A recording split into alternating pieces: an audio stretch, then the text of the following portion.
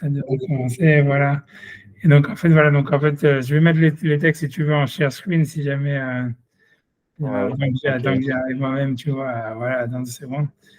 Donc, OK, donc, 1 seconde, je fais ça, comment je fais? 1 seconde, je sais pas, j'aurais dû faire share screen avant 2 secondes, 1 seconde, je dois revenir sur mon écran normal. Donc, est-ce que je suis 1 seconde, ça arrive, c'est bon, je ferme ça, en espérant que j'ai pas fermé le. Tu es encore là? J'ai fermé le. Oui, tu es encore là.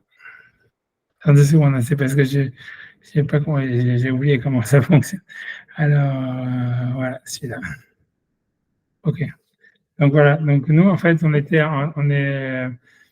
arrivé là, on était dans les lois des rois, on est en fait arrivé à la halakha 10, dans le chapitre 1. Et en fait, dans cette, une seconde, voilà. Donc on est arrivé dans la halakha 10, dans le chapitre 1. Je vais la lire et voilà, et après on va donc, voilà, donc je lis ce qui est marqué. Donc, halakha nous dit comme ça, En moshkin malchei Israël, ça veut dire, je peux zoomer, hein, on ne oint les rois d'Israël, Beshemen Amishra dans l'huile d'onction, Ela Beshemen Afarsemon, c'est-à-dire uniquement avec une huile Afarsemon. Afarsemon, je ne sais pas quoi dire, c'est peu importe, c'est une plante aromatique. On ne sait pas exactement ce que c'est. En fait, ça existe ça, encore aujourd'hui. Ça veut dire, si tu vas en Israël, c'est que c'est un des fruits qui grandit qu'en Israël. Mais ce qui veut dire par là, en disant qu'on faisait, les rois d'Israël, on les oint avec de l'huile d'afarsémone, ça veut dire, et pas avec l'huile d'onction réelle. C'est-à-dire, afarsémone, c'est une huile d'onction, en fait, une fausse huile d'onction. C'est-à-dire que c'est ce que ça veut dire. Dans l'idée, ce qu'il veut dire par là, c'est que, a priori, les rois des 10 tribus, même s'ils avaient un statut de roi, on pouvait pas utiliser pour eux l'huile d'onction réelle qui était spécifique pour la maison de David, tu vois.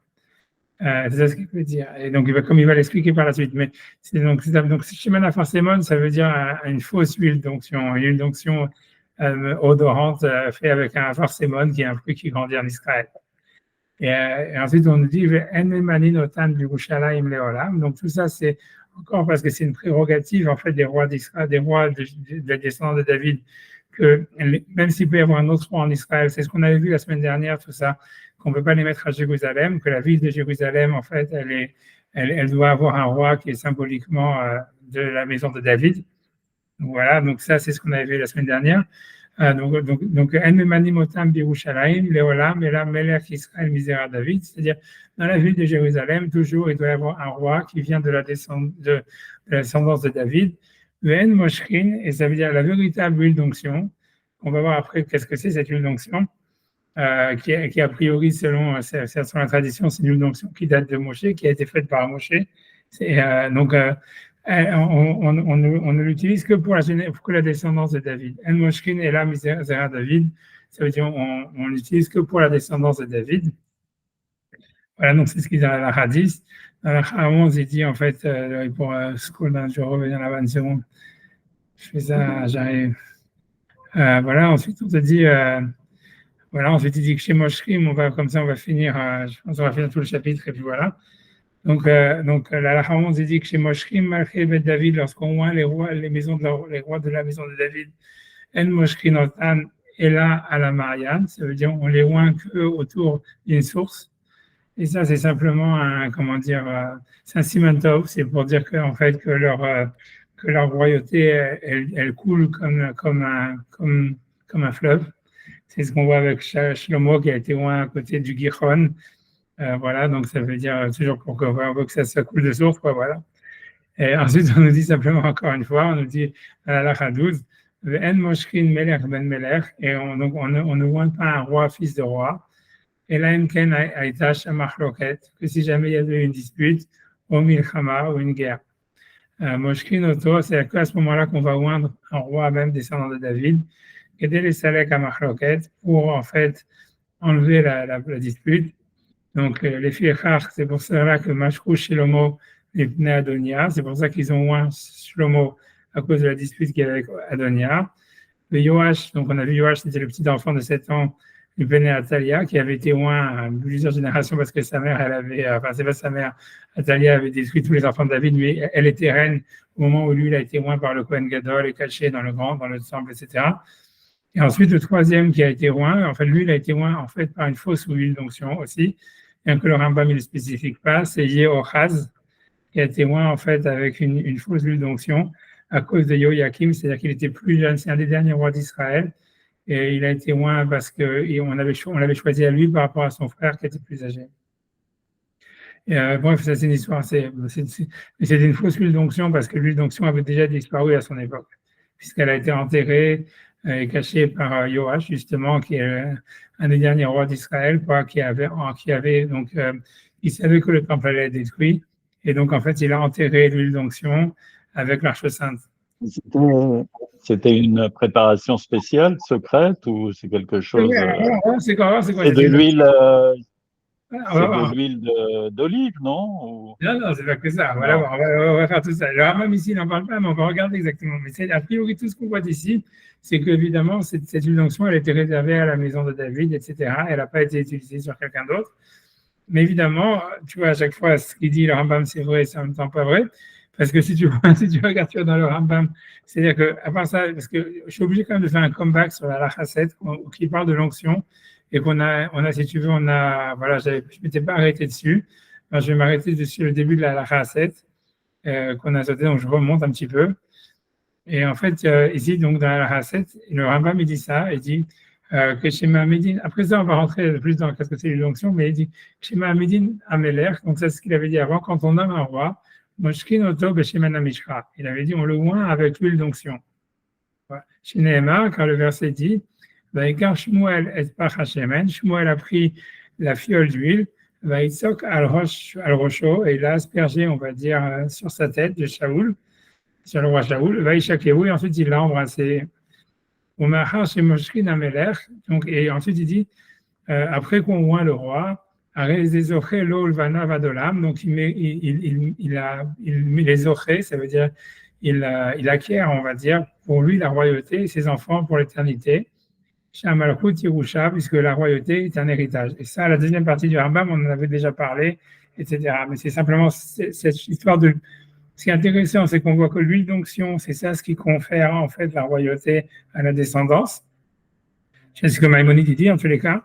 Je reprends la phrase, il dit après qu'on voit le roi, donc ça veut dire qu'il mérite pour lui la royauté, pour lui et ses descendants pour toujours.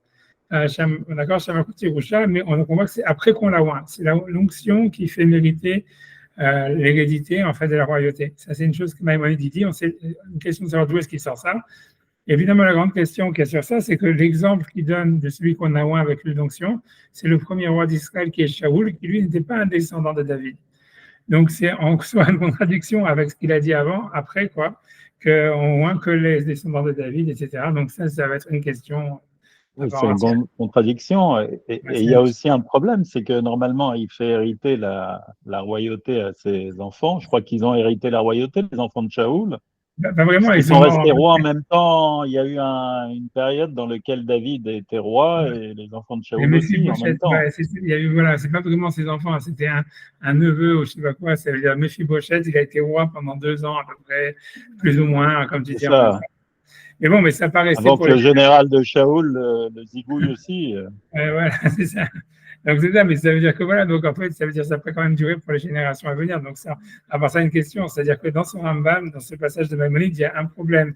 Déjà, qui donne un exemple comme que celui sur lequel on a utilisé l'huile d'onction, ça serait Shaoul, et alors que jusqu'à la fin du chapitre, il dit on utilise l'huile d'onction que sur les descendants de David. Donc c'est la première question. Deuxième question, c'est que dans cette même halakha, il dit que le roi, il mérite, ça veut dire il gagne ça veut dire l'hérédité de sa royauté à travers l'huile d'onction. Or, a priori, les enfants de Shaoul, ils n'ont pas vraiment hérédité, ils n'ont pas vraiment acquis l'hérédité de la royauté, donc c'est un contre-exemple à part ça. Donc voilà, donc il y a beaucoup de problèmes. Et donc voilà, avant ça, donc maintenant on va, comme tu dis, on va poser la question, c'est quoi l'huile d'onction exactement? Qu'est-ce que c'est que cette huile d'onction?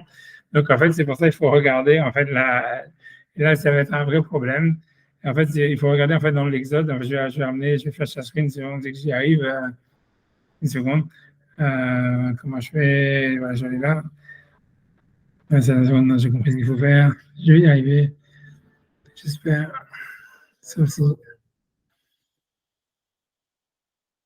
Mon raison pour une autre, j'ai dû fermer. 2 secondes. 2 secondes. Ok, je vais retourner sur le WhatsApp et je vais le vendre là-bas. En fait, donc, j'arrive une seconde. Parce que je dois récupérer la page. C'est-à-dire que c'est dans la paracha de Kitissa qu'on nous parle de l'huile d'onction. Et donc, une seconde, j'arrive, c'est l'Exode 30, 23. Je vais ouvrir, je vais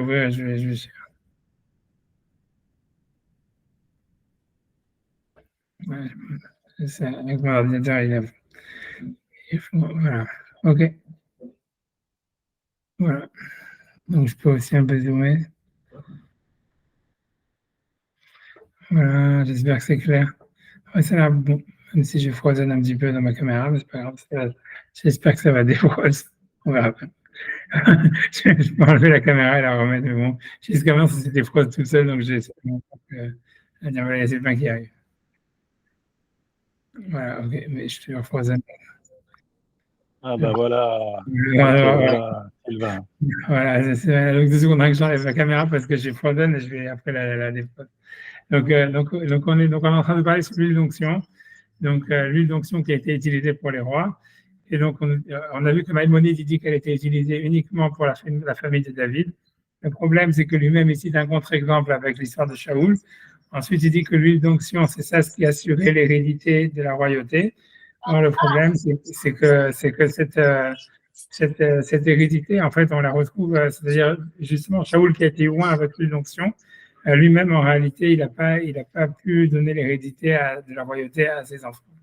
Donc voilà, donc c'était pour l'instant les questions qu'on a, mais donc maintenant on en est à l'étape où on va regarder dans le texte en fait la source de cette huile d'onction, qu'est-ce que c'est cette huile d'onction spéciale qui était réservée à la famille de David et à Shaoul. La caméra est définitivement frozen, je suis désolé pour ça. Mais donc j'avance, tu vois, voilà. Donc en fait, dans le passage, donc c'est un passage de la Torah qui nous parle de l'huile d'onction. Et c'est après la faute du veau d'or, grosso modo, ou juste avant. C'est dans la paracha de Kitissa. En tous les cas, c'est la paracha qui parle de la faute du veau d'or. Je pense que c'est juste avant la faute du veau d'or. Donc, en tous les cas, on nous dit comme ça, on nous dit Vaïdaber Hachem el Moshe est mort. Donc, Hachem dit à Moshe en parlant Vata karlecha, j'enlève ma caméra, après je la remonterai, j'essaierai de la remettre. Vata karlecha besamim roche. Donc, prends-toi des besamim. Ça veut dire des épices, ils ont traduit. Roche, ça veut dire a priori spécial ou extraordinaire, on va dire comme ça. Mort d'error, ça veut dire, tout ça, voilà, ils ont dit c'est du myrte qu'ils ont traduit. Hamesh meot, vekinman besem, ça veut dire de la cinnamon, de la cannelle. Mahatito hamishim ou mataim, que la moitié de 250. Ukne Bosem, et ensuite encore une autre épice, Hamishim ou Mataim. On donne toute la recette en réalité de cette huile d'onction. Je vais essayer de scroll down un petit peu. Vekida, Hamesh Meot, Bishek Alakodesh, Bishemen Zaitin.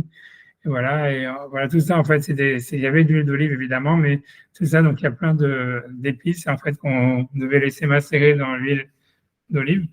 Et ensuite, on nous dit, Vasita Oto Shemen Mishrat Kodesh, et tu feras de ça une huile d'onction sainte, en kar merkachat, ça veut dire une concoction spéciale, Vaser Okeach, ça veut dire une action, ça veut dire quelque chose qui est fait par des experts. Shemen Mishrat Kodesh, ça sera une huile d'onction sainte, elle sera. Et donc, à quoi elle servait cette huile d'onction? On nous dit, Machar Tabo Moed, et tu oindras avec ça l'huile, la tente d'assignation, va être Aaron Haedut, et c'est-à-dire Aaron Haedut, c'est l'arche sainte, donc il fallait oindre l'arche sainte. Ensuite, on nous dit, va être Ashulchan, et la table, va être Kelkelab, et tous ces ustensiles, va être la menorah, va être Kelea, et la menorah, ses ustensiles, va être Mizbach HaKetoret, et l'autel de l'encens, le Mizbach Haolah et l'autel de l'Holocauste, va être Kolkela avec tous ses ustensiles, va être Kior, va être Kano. Et ça veut dire, le Kior, c'est là où c'est la disons, le sorte de robinet qu'il y avait, et Kano et sa base. Vekidashta Otam, et tu les sanctifieras. Vayu Kodesh Kodashim, ils seront saints des saints. Kolanoga Bamikdash, tout celui qui les touchera, il sera en fait sanctifié. Kolanoga Bamikdash, tout celui qui les touchera, il sera sanctifié. Aaron ben Banav Timshach, et donc tu oindras ensuite Aaron et ses enfants. Vekidashta Otam les Kaenli, et tu les sanctifieras pour moi, pour être saints, pour être des Kohanim, pour être des prêtres. Bene Israël Tedaber les morts. Et aux enfants d'Israël, tu diras en disant, Shemen Mishkat Kodesh Yezeli les Dorotechem. Cette huile d'onction sera une huile d'onction, on va dire sainte pour moi, pour vos générations. Al-Bessar Adam Loïsar, ça veut dire sur la peau d'un homme, elle ne devra pas être, ointe. Et vous ne devrez pas faire quelque chose, donc une copie, quoi, quelque chose qui a c'est-à-dire la même composition. Kodesh ou, c'est quelque chose de saint, Kodesh Yelachem, il sera saint pour vous. Un homme qui fera donc ça veut dire qui va faire cette concoction, qui fera une concoction similaire, Shaiten Mimenu Alzar, et qui en mettrait sur un étranger, Venichat Me'amav, et donc il sera Chayav Karet, il sera retranché de son peuple. Et donc, voilà. Donc, ça, c'est le texte, en fait, de l'huile d'onction. Évidemment, le gros problème là-dedans, c'est qu'en fait, on ne parle pas du tout de l'onction des rois. Et en fait, au contraire, c'est-à-dire qu'en fait, la Torah, elle met un interdit de karet, en fait, sur celui, en fait, qui va utiliser cette huile d'onction, en nous disant, voilà, celui qui va utiliser cette huile d'onction, il sera chayav karet. Et on nous dit, a priori, c'est réservé, celui qui est non Kohen, qui en mettrait, il serait en fait chayav karet. On dit, on va oindre avec ça, en fait, ailleurs, la Torah dit qu'on va oindre avec ça les grands prêtres. Quand ils sont élus grands prêtres, on oint les ustensiles du Mishkan, on oint les Kohanim le jour où ils sont en fait, ils commencent à servir au temple. Et voilà. Mais en tous les cas, normalement, c'est-à-dire normalement, ça veut dire servir. Ça veut dire, c'est parce que j'essaie de regarder. Ok, j'essaie de remettre ma caméra, mais bon, je ne sais pas si ça va marcher. Mais bon, en tous les cas, ça veut dire, en tous les cas, voilà, donc ça veut dire, en tous les cas, on ne voit pas, il n'y a pas de trace, en fait, est-ce que cette huile d'onction va être utilisée pour un roi. Et au contraire, on a plus l'impression que par le fait de mettre le roi, en fait, ça veut dire, on a plus l'impression qu'en fait, au contraire, utiliser ça pour oindre un roi qui n'est pas Cohen, ça serait Chayav Karet, et ça serait, voilà, et puisque c'est un étranger. Donc, et ça, c'est une question. Ça veut dire, le vrai problème, c'est de savoir, tu vois, aussi bizarre que ça soit, non seulement il n'est pas question de oindre avec cette huile d'onction des rois, mais en plus de ça, il y a un interdit qui est très grave sur celui qui oindrait quelqu'un qui n'est pas Cohen, et en fait, la question est de savoir d'où est-ce que c'est sorti par la suite qu'on a utilisé cette huile d'onction pour les rois. Et voilà, et c'est une question. Ça veut dire, voilà. Alors, si vous voulez la réponse la plus simple, tu vois, ça veut dire la réponse la plus simple, c'est la réponse du Ebenezra. Je suis désolé pour ma caméra, moi-même ça m'énerve, mais bon, je sais pas quoi faire d'autre. La prochaine fois, je vais prendre mon téléphone et je mettrai la caméra de mon téléphone. Mais là, je n'ose pas le faire maintenant parce que j'ai peur que ça fasse une manip trop compliquée. Mais là, je sais pas, le truc, il a complètement sauté, je sais pas pourquoi. Bref, j'en sais rien. Moi, j'avance, je suis désolé. Mais en tous les cas, la réponse la plus simple là-dedans, c'est la réponse du Ebenezra. Donc, je vais le ramener ici, le Ebenezra. Si vous voulez, vous avez même. Donc, j'ai mis le Ebenezra à la place. Je vais essayer de zoomer pour que ce soit un peu plus grand. Tu vois, donc, OK. Donc, le Ebenezra, il va simplement poser la question. Donc, je lis tout son commentaire. Vous avez la traduction en anglais en bas, si vous voulez, après. En tous les cas, donc il dit comme ça. Donc, donc le Ebenezra, donc, c'est un commentateur du XIe siècle. Séfarade d'Andalousie, donc qui essaye lui à chaque fois d'expliquer les versets sans tenir compte de ce qui est marqué dans le Talmud, etc. Ça veut dire, voilà, en se basant sur la grammaire et voilà, et le texte du Tanakh. Donc, en tous les cas, lui, il va poser cette question. Rachid, il ne pose pas le problème. En tous les cas, donc, Ebenezra pose la question. Il dit Ishtam Vacha Iten Mimenu Alzar. Donc, quand le verset dit celui qui va mettre donc de cette huile sur un étranger, chez Nom et Mishparat Aaron, qui n'est pas de la famille de Aaron. Donc ensuite, donc, il dit Amar HaGaon Zal, donc il a dit le Gaon c'est Rav Hai Gaon, c'était un des derniers Géonim, donc qui est donc si vous voulez dans le Talmud, après que le Talmud a été terminé, il y a eu la période de Géonim, qui est une période qui va jusqu'à, je sais pas, on va dire du 5e au 7e siècle, quelque chose comme ça, au 8e siècle. Et parmi les Géonim, il y a des gens qui ont laissé des écrits. Voilà, parmi ces écrits, il y a l'écrit de Rav Hai Gaon, donc qui s'est lui-même, a priori, d'une manière sous-entendue, posé la question comment est-ce qu'on oint les rois avec l'huile d'onction, puisque la Torah dit clairement que celui qui va utiliser l'huile d'onction sur un étranger qui n'est pas Cohen, qui sera Chayav Karet. Donc il dit Amar Gaon Zal, donc il dit le Gaon Zal a dit Kabbalah Haïta Be'at Israël, ça veut dire c'était une tradition parmi les Juifs, chez Nimshach David Vezaro Mishem Amishka, que en fait on doit oindre David et sa descendance avec l'huile d'onction, l'homme Melachim Acherim, mais pas d'autres rois. Donc il a dû oublier, donc Even Ezra explique pourquoi est-ce que Rav Hai Gaon a besoin de dire ça.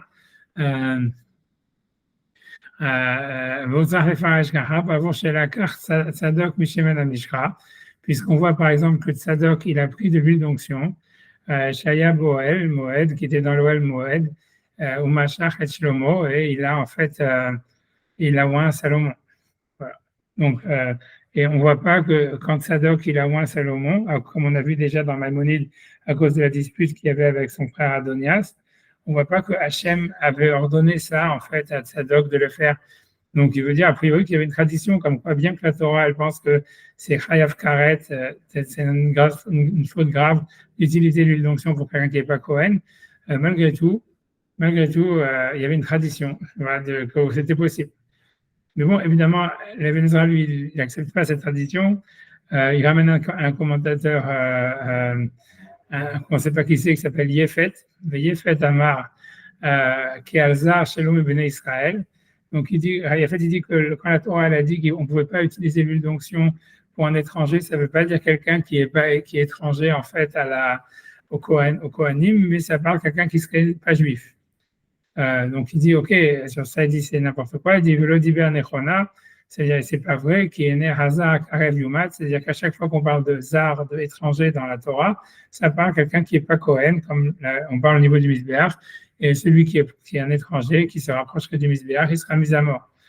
Ou Pirouche, Leman Ashalo Ikrav Ishzar, Ashalo Misera Aaron, et ailleurs on voit où la Torah elle a dit clairement pour que ça ne puisse pas se rapprocher à un homme étranger qui n'est pas de la descendance de Aaron. Ok. Bref, tu vois, donc en tout cas, il dit Vacharim Amdou al Shemen Amishra Shaza Moshe. Ça, le Vénézuélien sur un autre point en disant que l'interdit en fait d'utiliser l'huile d'onction, c'est uniquement sur celui que Moshe l'a fait, mais on pourrait faire une copie et utiliser la copie sur quelqu'un d'autre. Mais il dit même ça, c'est pas possible. Vacharim Amdou al Shemen Amishra Shaza Moshe Gamzeneno Nire Benai. Puisqu'au début du verset, il a dit ça sera pour moi une huile d'onction sainte et d'autres terrains pour vos générations. Donc, ça veut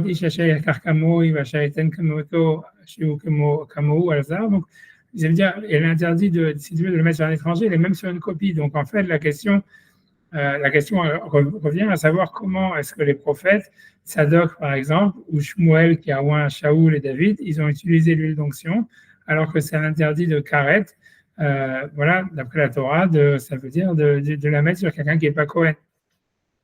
Il dit, un efresh ben shemen amishra shasra Moshe, et voilà, il n'y a pas de différence entre l'huile d'onction que Moshe il a fait, ou ben anasa harkar, ou celui qui a été fait après, chez Ukamuru, qui serait une copie, de chus mishpahat David et Neno Katuv. Et pourtant, dans la Torah, il n'y a pas mentionné qu'on pourra loindre n'importe qui, sauf de la famille de David. Donc la question est comment se fait-il qu'on a utilisé cette huile d'onction qui est normalement réservée aux grands prêtres et aux ustensiles du Mishkan sur David et sur sa famille alors qu'on n'a aucune source pour ça, ou sur Shaoul. Donc voilà d'où vient l'histoire de l'onction. Voilà, donc il répond Ufidati, selon à mon avis, qui colle à mitzvot emet, em la dorot, Israël. Ça veut dire que toutes les mitzvot véridiques, elles sont pour les générations d'Israël. C'est-à-dire comme on doit amener en fait les holocaustes dans le Beth Amikdash, venez, puisque la Torah elle dit, vous amènerez vos holocaustes uniquement au temple, au Mishkan. Et malgré tout, on voit Gidon et Shmuel et Gam Eliyahu Bera Carmel, que Gidon et Shmuel et Eliyahu dans le mont Carmel, et Lou Olot, ils ont amené des sacrifices à l'extérieur du temple, bien que c'est un interdit de la Torah qui est Chayav Karet. Et bref, tu vois, Iskarti Gidon, Bavou Sheila Olot, Veno Kohen, et j'ai mentionné Gidon, puisqu'il a apporté des sacrifices des holocaustes alors qu'il n'était pas Kohen. Comme Ken Shmuel, et même Shmuel n'était pas Kohen, Kilo Yoil Imaya Bibne Korach, et ça ne sert à rien qu'il était un des enfants de Korach. Et donc la réponse sur tout ça, c'est comment est-ce que ces prophètes, ils ont transgressé un interdit de la Torah sur lequel il y avait une position de karet. Donc lui, il dit, c'était simplement, c'est pas une mitzvah de oindre le roi de David, rien du tout. Au contraire, ça serait un interdit de la Torah, ça serait chayav karet, de oindre un roi qui n'est pas Kohen, avec une onction qui est réservée pour les grands prêtres ou pour les ustensiles du Mishkan. Donc, mais c'était à Kol Horat Shah, c'est-à-dire c'était un moment, c'était une prophétie qui a été faite pour le moment, mais qui n'est pas une mitzvah qui demeure pour les générations à venir. Gam Kaha Nuhal Omar Bedivrei Shlomo, et c'est la même chose qu'il faut expliquer dans Shlomo, que c'était une prophétie que Tzadok, le prophète, avait reçue qui devait oindre Shlomo, ou en tous les cas, c'était une Horat Shah, ça veut dire c'était un enseignement pour l'heure, pour le moment, c'était quelque chose de ponctuel. Béad Nathan Navi au Gad, que peut-être c'est Nathan Navi qui lui a dit, ou bien Gad, Nimshach Besheman Amishkal, c'est pour ça que Shlomo, il a été oint avec l'onction. Mais tout ce que ça veut dire, si on revient à ça, ce que ça veut dire, c'est que selon le Vénézra, en fait, il y aurait un interdit de. Je sais même plus je sais plus quoi faire avec ma caméra. J'ai réussi encore une fois de remettre ma caméra, mais à mon avis, ça ne marchera pas. Mais bon, mais en tous les cas, c'est-à-dire que l'idée, c'est que voilà, c'est que selon le Vénézra, il y aurait un interdit d'après la Torah, un chayav karet, d'utiliser l'onction pour quelqu'un qui n'est pas Kohen, comme c'est le sens littéral des versets. Et il n'y a aucune mitzvah donc de l'utiliser pour un roi. Au contraire, ça serait un interdit. Et donc ça veut dire que dans les générations à venir, il ne faudrait pas le faire, si vous voulez. Et ça a été quelque chose qui a été en fait commandé aux prophètes d'une manière ponctuelle, contre ce que la Torah dit, comme on voit par exemple que Eliyahu, Hanavi, amène des sacrifices à l'extérieur du temple, que Shmuel amène des sacrifices alors qu'il n'est pas Kohen, etc., etc. C'est des choses que les prophètes font dans la Bible, contre ce que la Torah de Moshe a dit, mais pourquoi c'est pas problématique? Parce que tant qu'ils ne demandent pas de le faire aux autres et ils le font qu'une fois ponctuellement, ça ne veut pas qu'ils ont rajouté une mitzvah sur la Torah ou qu'ils ont amendé les mitzvahs de la Torah, quoi. Mais ça veut dire que c'était des choses qui étaient en fait ponctuelles, qui ne sont pas à refaire, quoi, grosso modo. Et c'est comme ça que la Vénézra nous l'explique. Et c'est a priori ce qu'il dit la Vénézra, c'est a priori n'importe qui, en fait, tu vois, ça veut dire qui lit les textes, il aurait pensé ça. Puisque, encore une fois, la Torah, elle nous parle de 8 langues d'onction, elle nous dit que si jamais quelqu'un, il la met sur quelqu'un qui n'est pas Kohen, il est chayav karet, et celui qui la met aussi, il est chayav karet, elle ne fait aucune exception pour un roi ou quoi que ce soit. Et donc, elle réserve vraiment au Kohen Gadol quand il est élu, et sinon les ustensiles du Mishkan. Et donc, en fait, si tu veux, n'importe qui va penser comme ça, que si jamais en fait on a oint David ou Shaoul ou Shlomo, c'était en fait des exceptions dans l'histoire qui ont été faites par la prophétie, mais c'est pas une mitzvah de oindre les rois avec cette huile d'onction. Et ça c'est la lecture simple. Maintenant, le problème, finalement, comme on vient de voir, c'est que Maïmonide, à plusieurs reprises, tu vois, on vient de le lire dans la Chasset, il dit que c'est une mitzvah de oindre les rois, etc. Comme on l'a vu, tu vois, il dit, etc., qu'il faut oindre les rois de la maison de David. Donc, en fait, c'est sûr que donc, si tu veux, le Rambam, Maïmonide, a priori, il ne partage pas cette lecture. La question est de savoir, en fait, voilà, à part quelle est sa source et comment tu vois, comment c'est possible, tu vois, puisque la Torah, ce qu'il dit la Vénézra, c'est assez simple, tu vois, c'est assez normal. Ça veut dire, voilà, la Torah dit clairement, il y a celui qui n'est pas Kohen qui va mettre l'huile d'onction, il est passible de karet, et celui qui lui met dessus aussi. Donc, en fait, comment est-ce qu'il y aurait ici une dérogation même si on dit, voilà, les prophètes l'ont fait, si on va dire, on ne peut pas prendre de ça une loi pour les générations à venir, parce que ça voudrait dire que les prophètes, ils ont mis un amendement à la Torah de Moshe. Alors ça, c'est une faute très grave. C'est-à-dire pour un prophète, s'il fait ça, il est passible de peine de mort. C'est-à-dire, voilà, ça serait comme Jésus ou un truc comme ça. Ça veut dire, faire ce que Maïmonide dit, c'est mettre Samuel au même niveau que Jésus, tu vois. C'est de dire, voilà, un type qui a changé, qui a rajouté une nouvelle mitzvah dans la Torah, sans aucune source, contre le texte littéral de la Torah. Donc, c'est très grave, tu vois, c'est très grave et très impossible, quoi, grosso modo. donc la question, voilà, donc la question, voilà, donc là la question, donc la question de savoir en fait qu'est-ce que ça pourrait être, ça veut dire comment est-ce qu'on pourrait, d'où ça sortirait cette histoire, en fait qu'on oint les rois, qu'on oint les rois, qu'on a oint Shaoul, etc. Et que le rabbin lui fait de ça une mitzvah. Donc c'est pour ça que j'ai simplement, tu vois, ça veut dire, donc j'ai simplement dit une réponse, ça veut dire parce que quand j'ai dû citer, il y a un autre commentaire du Moyen Âge que tu vois qui lui aussi s'interroge sur cette question parce qu'en fait on voit que la Mishnah elle parle de oindre les rois, même si elle ne dit pas que c'est une mitzvah, mais elle semble prendre comme un truc évident, comme quoi il n'y a pas de problème et la question est de savoir pourquoi. Alors il y a le Tosfot Arosh, donc le Tosfot Arosh, je vais le ramener ici, le Tosfot Arosh dans Hayot. Voilà, donc je l'ai mis. Donc en fait, tu vois, ça veut dire, voilà, ça veut dire, voilà, c'est le Roche, ouais, je sais pas si vous, le Roche, c'est un auteur du XIIIe siècle, ou un petit peu plus tardif que l'Ibn Ezra, quelques générations plus tard. C'est, voilà, je sais pas, 14e siècle, 13e siècle, voilà, qui était à la base en Allemagne et qui a émigré en Espagne après, à cause des persécutions qu'il y avait chez les rabbinim déjà à cette époque-là. Et donc, en tous les cas, lui, en tous les cas, donc, il a écrit un commentaire sur le traité de Horayot. Dans le traité de Horayot, justement, c'est la source où on voit que on faisait l'onction des rois, etc. Et donc, là-bas, donc, le Tassatarach, il pose la même question que le Ezra, mais évidemment, il semble voir comme Maïmonide que, en fait, des Mishnayot, etc., on a l'impression que c'était pas simplement, comme il dit le Ibn Ezra, une Horat Shah, ça veut dire une loi qui était vraiment exceptionnelle, dictée pour le moment, mais qu'en fait, c'était une véritable mitzvah de loin les rois. Donc, comment c'est possible? C'est contre un verset explicite de la Torah. Donc, lui, il va dire une dracha à lui, mais en fait, c'est vraiment, bon, bah, je la lis quand même parce que tu vois, il faut quand même si jamais il y en a des gens qui écoutent le cours plus tard et qui disent voilà, il n'a pas vu ça, on va citer ça. Alors, bon, moi, je trouve que moi, Melachim Gdolim, donc le Tosfot il pose la même question que Even Ezra, il dit Ve'af al-gav, et bien que Dirtiv Bikra, donc c'est le dernier paragraphe, si vous l'avez, je peux zoomer plus si vous voulez, voilà. Ve'af al-gav Dirtiv Bikra, bien qu'il est marqué dans le verset Asher Iden Mimenu Azar Venichat, et c'est lui qui mettra donc de l'huile d'onction sur un étranger, il sera retranché du peuple. Ou Melech Bichalzar, et a priori un roi c'est aussi un étranger. Donc comment on a pu oindre les rois avec l'huile d'onction qui normalement doit être réservée aux Kohanim.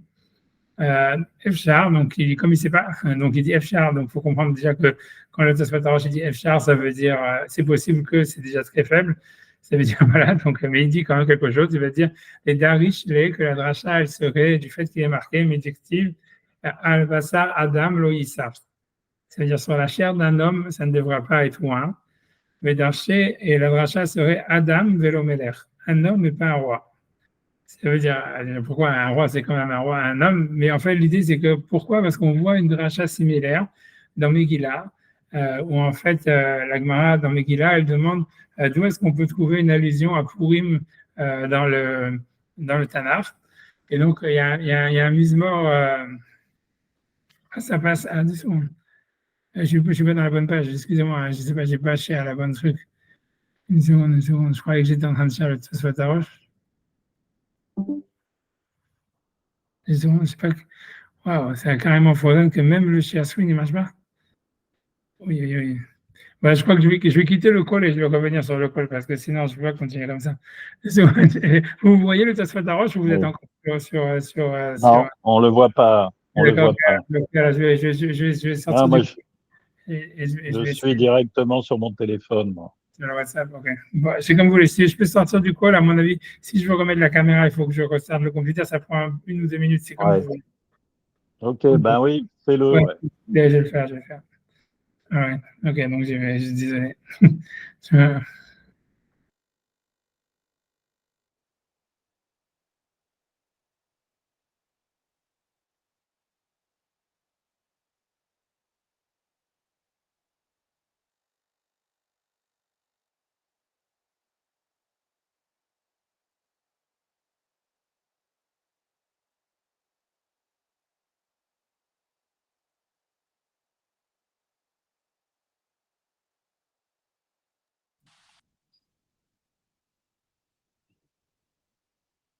Tu es en route, Sylvain?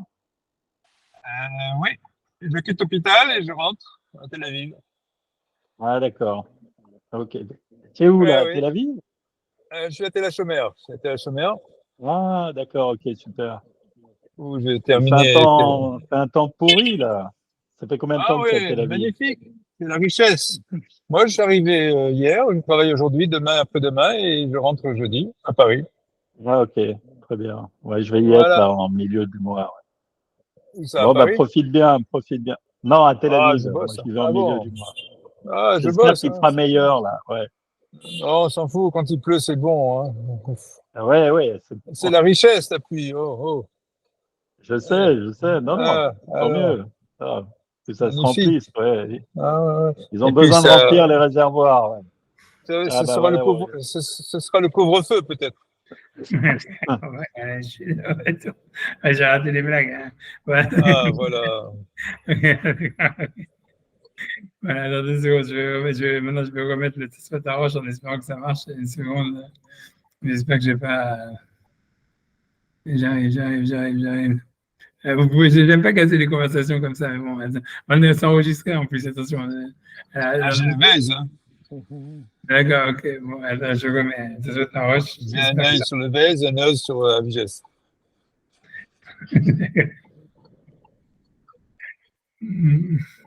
Dans 2 secondes, tant qu'il arrive.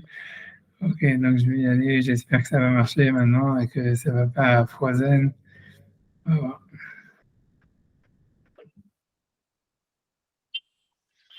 On va voir. Ok. Donc voilà, ça c'est le test Roche. Donc le test Roche, j'espère que vous l'avez. Je regarde. Oui, ça a l'air de marcher. Ok, ça a l'air de marcher. Donc le test Roche, en fait, voilà, donc il dit F char de Darish. Donc je reprends, il dit c'est possible qu'on fait la dracha, mais directive, du fait qu'il est marqué dans le verset, Al-Bessa Adam lo Yissar. Sur la chair d'un homme, elle ne doit pas être, comment dire, ointe, il ne doit pas y avoir d'onction sur la chair d'un homme. Vedarché, et on fait une dracha, Adam velomeler, un homme et pas un roi. Comme on fait la dracha dans Megillah. Donc je vais expliquer, c'est-à-dire un homme, c'est sûr qu'un roi c'est un homme, donc ça ne veut pas dire, voilà, ça veut pas dire a priori qu'est-ce que ça veut dire cette dracha. Encore une fois, donc c'est la Gemara dans Megillah, donc c'est pour ça que pour vous dire à quel point c'est faible ce qu'il veut dire, mais je le dis quand même, c'est que dans Megillah, la Gemara elle demande où est-ce qu'on sait qu'il y a une allusion à Purim dans le Tanakh. Et alors, la Gemara, elle dit, ah voilà, il y a une allusion, parce que dans les psaumes, il y a marqué, 2 secondes, comment c'est passé, Ubekum alenu Adam, comment on dit le verset, c'est un truc qu'on dit, Shara Ma'alot, c'est un verset qu'on dit, on le dit 3 fois par an, on dit tous les jours, c'est Hachem et David, non, c'est pas ça, Martin Pomremi, c'est Lula Hachem Shayalanu, voilà, Lula Hachem Shayalanu, si c'était pas Hachem qui était pour nous, Yomarna Israël, Lula Hachem Shayalanu, Bekum alenu Adam. Si c'était pas Hachem qui avait été avec nous, lorsque un homme est venu nous attaquer. Et la Gemara fait une dracha, un homme mais pas un roi. Et, donc ça veut dire on déduit de là, donc voilà. Donc, et comme Aman, c'était pas un roi, donc c'est pour ça que la Gemara dit, de là on a une allusion à Purim dans le Tanakh, puisque voilà, c'est pas un roi qui a voulu les Je croyais tuer. qu'il y avait une autre. Ouais, je croyais qu'il y avait une autre allusion à Aman quand c'était Minaetz, Voilà, effectivement, Minaès. tu ne mangeras pas de cette Aminaetz, de cette les premiers passages de Bereshit. Je croyais que c'était ça, moi, la dracha, Ouais, c'est ça, il y où en on a plein, trouvait c'est pour ça. Aman. Ah ouais, tout à fait, Ah, c'est il y en vrai a ça aussi. plein. D'accord, ça, Voilà, c'en est une autre, ça, d'accord. voilà, c'est exactement ça. C'est pas évident, Adam et Aman. Enfin bon, moi, je vois pas trop la correspondance, mais. Oui, non, non, c'est pour ça. Bon, tout ça, c'est des drachotes. C'est pour ça, tu vois ce que je veux dire, tout ça, c'est des drachotes. Voilà, donc, c'est pas des. T'as raison dans ce que tu dis. Tout ça, c'est des drachotes. Ça veut dire, voilà, donc, voilà, on ne peut pas a priori rien apprendre à l'Afrique là-dedans. C'est pour ça que ce que le Tosfot Roche ici, a priori, c'est très, tu vois, c'est très faible, parce que voilà, tout ça, c'est un peu, c'est des Gemarotes dans Megillah où elle dit où est-ce qu'on peut trouver Purim. D'ailleurs, la Gemara dans Megillah, elle avait même cité l'histoire de l'huile d'onction, puisqu'elle demande où est-ce qu'on connaît Mordechai dans la Torah. Et ensuite, elle a cité le verset qu'on a lu tout à l'heure qui parle de Karlecha Mordechor Kidman Besem. Elle dit Mordechor, c'est Mordechai Kinman Bessem, etc. Donc, elle trouve l'allusion à Mordechai dans les épices de l'huile d'onction qui est utilisée pour les rois. Mais tout ça, en fait, c'est sûr, parce que Mordechai, ça ressemble à Mordechai, etc. Et aussi parce que son grand-père Shaoul avait été roi avec cette huile d'onction. Donc l'histoire, tu vois, c'est pour ça, c'est dire qu'en fait, tu vois, c'est que voilà, il y aurait eu une continuation de la royauté de Shaoul à travers Mordechai et Esther. Et tout ça, ok, tout ça, c'est de la dracha, si tu veux. Au niveau de la... ouais, ça peut aller loin. Là. Mais je me souviens plus de quel dracha, mais les musulmans aussi disent que le nom de leur prophète, il se trouve dans la Torah, comme ça. Il y a une dracha comme ça. On peut faire dire n'importe quoi avec des trucs comme ça. Voilà, t'as bien compris. C'est-à-dire que tout ça, c'est des gemara dans Megillah qui parlent justement, tu vois, sur comment, tu comprends qu'ils essaient d'expliquer que tu vois comment la dracha elle fonctionne, mais tu peux pas prendre de ça de la chôte. C'est pour ça que quand le Tosfot Arosh il dit, voilà, c'est ça ce que le pasuk qui veut dire. Et ça veut dire qu'on apprend qu'il n'y a pas d'interdit de karet, de oindre un roi parce qu'il est marqué un homme et pas un roi. C'est très faible, tu vois. Ça veut dire, c'est sûr qu'un homme c'est un roi c'est un homme, je veux dire, et qu'on ne peut pas exclure à dire voilà, on pourrait oindre un roi parce qu'il y a marqué vous ne mettrez pas cette huile d'onction sur la chair d'un homme. Un homme, c'est ce qu'un roi, tu vois, c'est super faible, tu vois. Et à part ça, tu vois, ça veut dire bon, il y a une preuve, tu vois, si tu veux, il y a un arabe qui s'appelle le Chik Relève, que d'ailleurs que je n'ai pas cité, alors que je l'ai beaucoup pillé, hein, honnêtement, dans ce cours. Ça veut dire, je l'ai pas beaucoup pillé, mais ça veut dire, j'ai quand même, ça veut dire, je dis, ça veut dire, c'est-à-dire, le Chik Relève, c'est un arabe du XIVe siècle qui s'appelle le arabe Khazan. Le Chik Relève, c'est vraiment un truc extraordinaire, c'est un truc de fou. Mais le truc, c'est que c'est-à-dire que lui-même, quand il ramène cette Tosfot Arosh, moi je connaissais pas cette Tosfot Arosh, je l'aurais pas trouvé sans lui, c'est pour vous dire. Mais lui-même, il objecte sur ça une question de la Gemara. Il prouve que cette réponse, elle n'est pas suffisante. Une des preuves, tu vois, si vous voulez, c'est une des Gemara que j'ai racontée, que j'ai ramenée, où quand la Gemara, elle dit en fait qu'on oint des rois, souvent on peut la faire dans les mots, elle est dans le WhatsApp. Mais c'est comme vous voulez, c'est simplement un peu technique, mais ça veut dire la Gemara, quand elle parle de faire l'onction des rois, quand il y a une marloquette, quand il y a une dispute, la Gemara elle pose la question en disant mais est-ce que à cause d'une discussion d'un type qui fait une dispute, on va profaner l'huile d'onction? Et bon, et la Gemara dit non, là on utilise une fausse huile d'onction, le shemen afarsemon, fameux huile d'onction que la fausse, quoi, la générique, comme ils disent. Tu vois, ça veut dire, la d'onction, tu vois, ça veut dire, voilà, donc, et donc, en fait, tu vois, donc, c'est ça, donc, mais du fait que la Gemara, elle dit ça, elle pose cette question, elle répond ça, c'est une preuve contre le Tosfot Arosh, puisque si on dit qu'il y aura une permissivité pour les rois d'utiliser l'huile d'onction, on pourrait l'utiliser s'il y a une dispute. Tu vois, et du fait que la Gemara a besoin de dire non, quand il y a une dispute, en fait, si on utilise une fausse huile d'onction et qu'elle pose la question, ça veut dire qu'il n'y a pas de permissivité qui est donnée par la halakha en disant un roi, il peut utiliser l'huile d'onction. C'est même un roi, il peut l'utiliser que sous certaines conditions, que quand il y a un prophète, etc., qui le dit. Donc, c'est pour ça que cette réponse du Tosfot Arosh, elle est faible. Et voilà, enfin, elle est prouvée, si je vais les réfuter par ce passage de l'Agmara, puis j'ai ramené dans WhatsApp, passer l'Agmara dans Orayot, 11a. Je sais pas si ça vaut le coup de faire dans les mots, ou si c'est un peu, enfin, on l'a fait oralement, je pense que ça suffit comme ça.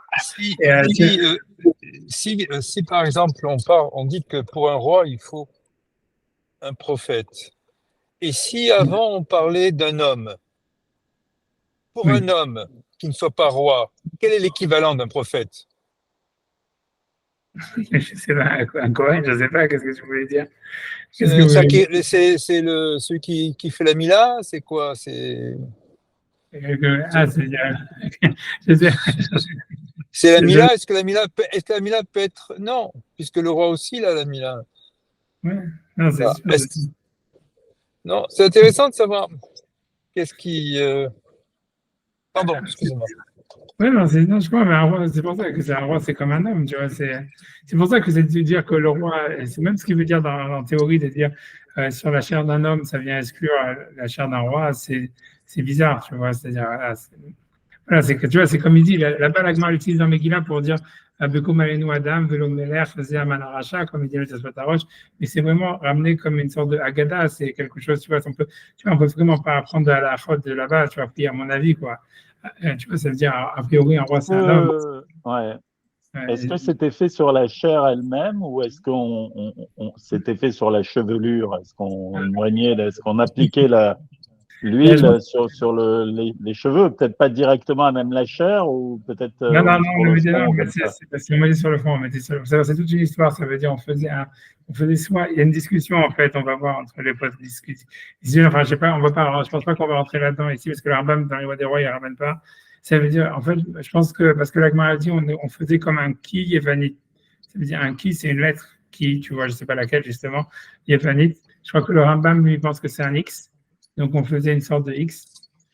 Mais je pense que, il y a un autre avis qui pense que non, que c'était un gamma. Donc, en tous les cas, d'après tout le monde, il y avait un passage sur le front, tu vois, entre les yeux. Tu vois, il y avait un passage sur le front entre les yeux. Donc, ça allait sur la peau, tu vois. Donc, c'est clair, la Gemara, elle dit clairement. À part ça, il y a d'autres questions. La Gemara dit même un Kohen Gadol, puisque le Kohen Gadol, lui, il était loin le jour de son intronisation. Et ça, c'est un verset explicite de la Torah. Donc, c'était explicite. L'huile d'onction, a priori, elle est pour le Kohen Gadol, elle n'est pas pour le roi. Tu vois, dans la Torah, le roi, il est complètement absent de l'histoire. Que c'est ça la question. Mais chez le Kohen Gadol, la Gemara dit que si jamais, par exemple, le Kohen Gadol lui-même, il prenait une goutte d'huile d'onction qu'il avait sur le front et qu'il se la mettait sur le ventre, il était chayav karet. Parce que même pour lui, tu vois, ça aussi, c'est une preuve, tu vois, une discours, parce que tu vois, c'était fait pour l'onction et pas pour lui-même, même pour le Kohen Gadol, il n'avait pas le droit, lui, de l'utiliser comme savon, tu vois, je sais pas, tu vois, ça veut dire pour lui, c'était celle qu'il lui mettait, il fallait que ça soit limité à l'onction le jour de son intronisation et c'était, tu vois, très limité. Et surtout que, en fait, l'histoire, c'est qu'il n'y en avait pas beaucoup, puisqu'en fait, a priori, celle de Moshe, on utilisait toujours celle de Moshe jusqu'à Yoash. Et il en avait fait 12 lougines. 12 lougines, ça fait 12 canettes de coca. Donc, je ne sais pas comment ça fait 3 litres à peu près. Donc, il n'y avait que 3 litres, en fait, de cette huile. Donc, il y a marqué que c'était un miracle. Voilà, c'est ce que la Gemara a dit. Tu vois, elle dit, c'est un des miracles. Ça n'a plus été fabriqué, ça a été fabriqué une fois comme ça par Moshe, conservé jusqu'à Yoash. Ouais, c'est ce qui est marqué, c'est la tradition qu'on a. C'est parce que si tu vois dans le verset, quand on a vu tout à l'heure les versets, j'ai peur de remettre les des pages parce qu'à chaque fois je me dis ça va craquer, ça va craquer. Mais c'est-à-dire que si tu veux, là-bas il dit cette huile d'onction sera pour vous.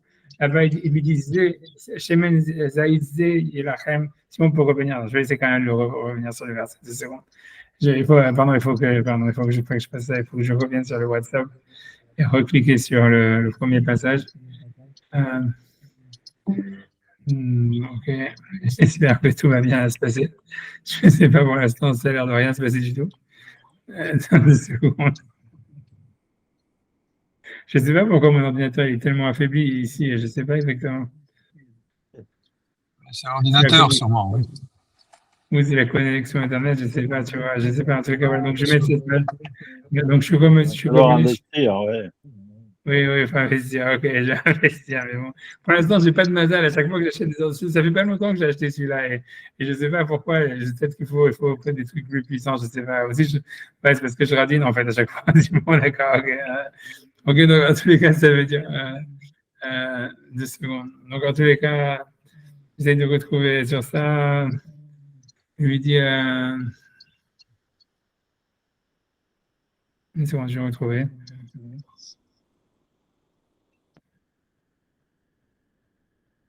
Voilà, c'est dans le Passouk 21, il y a marqué Vel Bene Israël Tedaber les morts. Normalement, j'espère que vous l'avez si tout se passe bien. Vel Bene Israël Tedaber les morts. Aux enfants d'Israël, tu parleras en disant Shemen Min Shrat Kodesh. Ça veut dire c'est une huile d'onction sainte, Yezeli, ça sera pour moi. Les Dorotechem, pour vos générations. Et donc, si normalement, je vais voir si j'ai cliqué sur Rachid, si mes souvenirs sont bons, on va tester la mémoire. Si je ne me suis pas planté, normalement, Rachid doit dire ici. Hop, je vais ouvrir. Voilà, les Dorotechem, ça veut dire pour vos générations. Alors, j'ai dit, Mikan Lamdou Rabotenu, de là nos maîtres ont appris. L'Omar Shikulo Kayam Latil Lavo, c'est qu'il est entièrement, c'est-à-dire cette même huile de Moshe. Et là, si tu veux, elle est toujours éternelle pour les temps à venir. Ça veut dire qu'elle est réservée, elle n'a pas baissé de volume. Et on te dit, Zé Gematria, Tressar, Gematria, c'est la Gematria de 12. Tressar Lugin à vous, donc il y avait 12 logs. Et log, en réalité, c'est une canette de coca. Donc 13 logs, ça fait 12 logs, ça fait à peu près.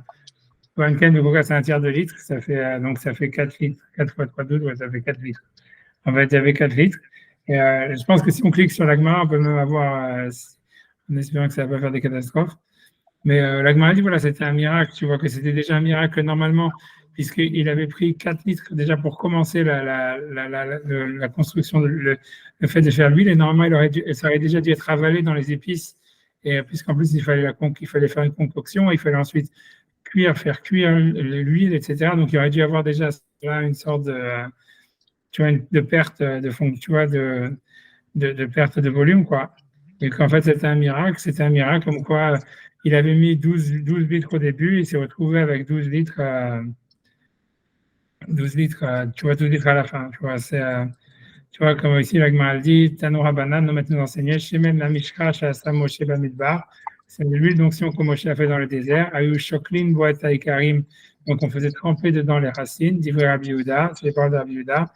Rabbi Yehuda, il pense qu'il a pris les 4 litres d'huile et qu'il a mis toutes les épices dedans et c'était des racines et qu'ensuite il a enlevé les racines une fois que ça avait donné l'odeur dans l'huile. Rabbi aussi Omer, la souchata karimeno sofek. Rabbi aussi dit mais c'est pas possible. Si on faisait ça, il n'y avait même pas assez d'huile pour ne serait-ce que oindre les racines. Et là, Shurin et Kain Bemaïm, d'abord on mettait les racines, donc lui il pense qu'on mettait les racines dans l'eau. Au matif shemen et qu'après on les a simplement couverts d'huile et après ça l'huile il prenait l'odeur mais c'est pas qu'on a laissé les racines dans l'huile. Mais ensuite la Gemara elle dit avec afro, mais la Gemara ensuite elle dit Amar le Rabbi Yehuda, Rabbi Yehuda lui a répondu Vechines echad nase beshemen hamishcha, est-ce qu'il y avait un seul miracle dans l'huile d'onction? L'autre trilato shnem asar login, puisque depuis le début il n'y en avait que 12 login, c'est-à-dire 4 litres. Avec ça, on voit que Moshe il a oint toute la tente d'assignation et tous les ustensiles qu'il y a dedans. Aaron ou Banav, il a dû oindre aussi Aaron et ses enfants le jour de l'intronisation. Et en plus, il a dû le répéter 7 fois. Kol Shivat Yemim pendant les 7 jours ça, il devait le faire pendant 7 jours de l'inauguration du Mishkan. Et il a marqué Vekulo Kayam Latil Lavo. Et malgré tout, on te dit que il est entièrement, il reste les 4 litres qui sont conservés jusqu'au temps futur. Chez Neymar, Mishkat Kodesh, Yezeli, les Dorotechem. Cette huile d'onction sera pour moi, pour vous, pour les générations à venir. Donc voilà, donc ça veut dire que je ne sais pas comment est-ce qu'on est venu à parler de ça, je ne sais plus comment est-ce que je suis arrivé à ça, mais parce qu'on demandait, je ne sais plus. Enfin bref, je sais. En tout cas, voilà, donc cette huile d'onction, en fait, c'est l'huile d'onction de Moshe. Et voilà, elle était toujours, elle n'a pas été refaite, quoi. Il n'y a pas eu besoin, selon la tradition, de le refaire ni rien. Et c'était celle qui était dans l'Arche Sainte, à côté du Sefer Torah, des tables de la loi, quoi, et du livre de la Torah, comme Moshe l'avait écrit le jour de sa mort, et le bâton d'Aaron. C'est ce qu'il y avait là-bas. Et là aussi, la bouteille de manne. Il y avait dans l'Arche Sainte qui a été entrée, il y avait le bâton d'Aaron, l'huile d'onction pour rendre l'huile d'onction. La truc de la manne, la bouteille, c'est l'assiette de manne, on ne sait pas exactement ce que c'était comme contenant, mais le bol de manne, on va dire, pour rester au milieu, et les tables de la loi, et ensuite le Sefer Torah, comme Moshe avait écrit le jour de sa mort. Donc voilà, et ça a été enterré par Yoash, donc un des derniers rois d'Israël, quand il a vu que le Beth Amikdash allait être détruit. Mais en tous les cas, donc il n'y en a pas eu d'autres, quoi. Mais voilà. Mais la question, c'est encore une fois, c'est que cette huile d'onction, normalement, elle devait être utilisée pour les Kohen Gadol, pas pour les rois. Et donc les rois sont des étrangers. Donc comment comprendre en fait? Donc on a vu l'avis pour synthétiser là où est-ce qu'on est jusqu'à maintenant, l'avis du Even Ezra qui semble être à mon avis l'avis le plus simple, qui pense qu'en réalité il n'y avait pas justement de mitzvah de oindre les rois avec l'huile d'onction ni rien. Mais c'est que c'était quand il y avait une nécessité, il y avait une prophétie qui a été donnée à un prophète qui disait, OK, on va utiliser l'huile d'onction, par exemple, pour oindre Shaoul, pour oindre David, pour oindre Shlomo. Et ensuite, il y a eu le 3e roi qui a été oint, c'est justement Yoash qui avait été sauvé, et puis c'est terminé. Mais c'était pas qu'il y a une mitzvah de oindre les rois, etc., etc. Et c'était simplement si tu veux, des apparitions, des commandements faits par les prophètes. Le problème, c'est que Maïmonide n'y pense pas comme ça. Et en plus, ce qui est plus dur, c'est que quand on regarde vraiment dans les textes de la Bible, parce qu'on va regarder maintenant, on ne voit pas que. C'est pas clair qu'il a demandé, par exemple, à Shmuel de oindre Shaoul. Tu vois, normalement, si c'était vraiment une mitzvah, une prophétie que Shmuel avait reçu de oindre Shaoul, la Torah elle aurait dû lui dire voilà, va oindre Shaoul. Or, en fait, il lui dit pas ça. Hachem, quand on va voir le texte, etc., il lui dit pas de oindre Shaoul. C'est Shmuel, on a l'impression qu'il prend l'initiative de le faire. Tu vois, c'est pas le cas aussi de, comment dire, avec David, Hachem, il va demander à Shmuel de oindre David. C'est différent. On va regarder ces deux passages. Et voilà, donc moi je vais dire, voilà, mais en tout cas, donc pour l'instant, on a un problème au niveau de la halakha selon Maïmonide. Comment est-ce qu'on pouvait oindre quelqu'un qui n'est pas Kohen Gadol alors que la Torah, elle n'a pas du tout donné cette permission ni rien. Et comment est-ce que ça pourrait être une nouvelle halakha et pas simplement une exception historique. Donc moi je vais simplement selon les Vénézuéliens, encore une fois, ça serait interdit aujourd'hui d'utiliser l'huile d'onction pour oindre un nouveau Mashiach, quoi. Ça serait interdit à la Torah, ça serait interdit grave, puisque c'est réservé aux Kohanim, aux Kohen Gadol. Donc en tous les cas, donc voilà, moi je vais dire. Moins qu'Eliaou, il est censé arriver avec Eliaou Hanavi, non, qui est spécialiste des Horacha. Oui, et en plus, mais Mashiach, ça veut dire quoi, Mashiach? Ça veut pas dire au loin. Ouais, c'est ça, c'est pas loin, mais peut-être qu'on va utiliser la parcémone, comme il dit. C'est loin qui doit pas être loin. Le générique, on va utiliser. C'est magnifique, ça. C'est magnifique, c'est de plus en plus absurde. Ah ben, on va lui mettre la crème quantique là, de grain.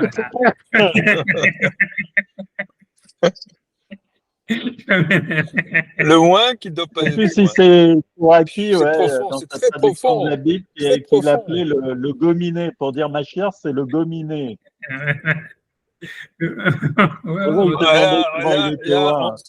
Là, on arrive sur les films Craze. Ils sont tous gominés. C'est exactement, c'est ça, exactement. Les gominés. Ah ben voilà, en tout cas,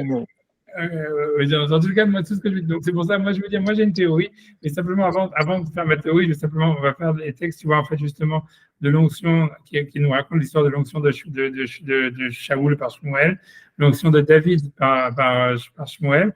Et en fait, il y a des points communs, il y a des différences, tu vois, à mon avis. Et moi, je veux dire ce que je pense aussi. Je parle aussi de l'onction, en fait, tu vois, parce qu'en fait, à la fin, si tu veux, Eliaou Hanavi, Hachem aussi lui demande de oindre des personnes, tu vois, à la fin.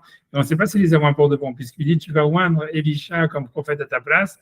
Il lui dit aussi d'aller oindre le roi de Syrie, tu vois, qui allait attaquer Israël, en disant, tu vas le oindre pour qu'il tue les Juifs. Et il dit, tu vas oindre celui-là, etc. Donc, l'idée, tu vois, c'est, on va voir. Donc, pour moi, je pense que, parce que s'il y a une autre question à part ça, tu vois, c'est que aussi les commentateurs lui demandent, ils disent, selon Maïmonide, qui pense qu'il y a une mitzvah de oindre les rois, etc., pourquoi est-ce qu'on n'aurait pas oint, en fait, chez Moshe? Pourquoi Moshe n'a pas été oint? Pourquoi Yoshua? Puisque on a vu que Maïmonide, dans le début du chapitre, il pensait que Yoshua, c'était le premier roi, en tous les cas, qui était en Israël. Donc, pourquoi Yoshua n'aurait pas été oint, tu vois? Ça va être une des questions. Et comme je vous ai dit, une autre question que j'ai demandé, c'est que dans la loi 7, Maïmonide dit que c'est par l'onction que l'hérédité de la royauté elle est attribuée.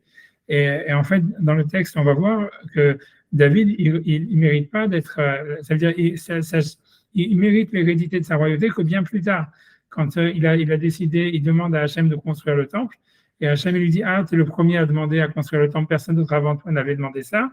Et il dit, par ce mérite, tu vas voir que la royauté, elle va rester dans ta famille pour les générations et les générations à venir.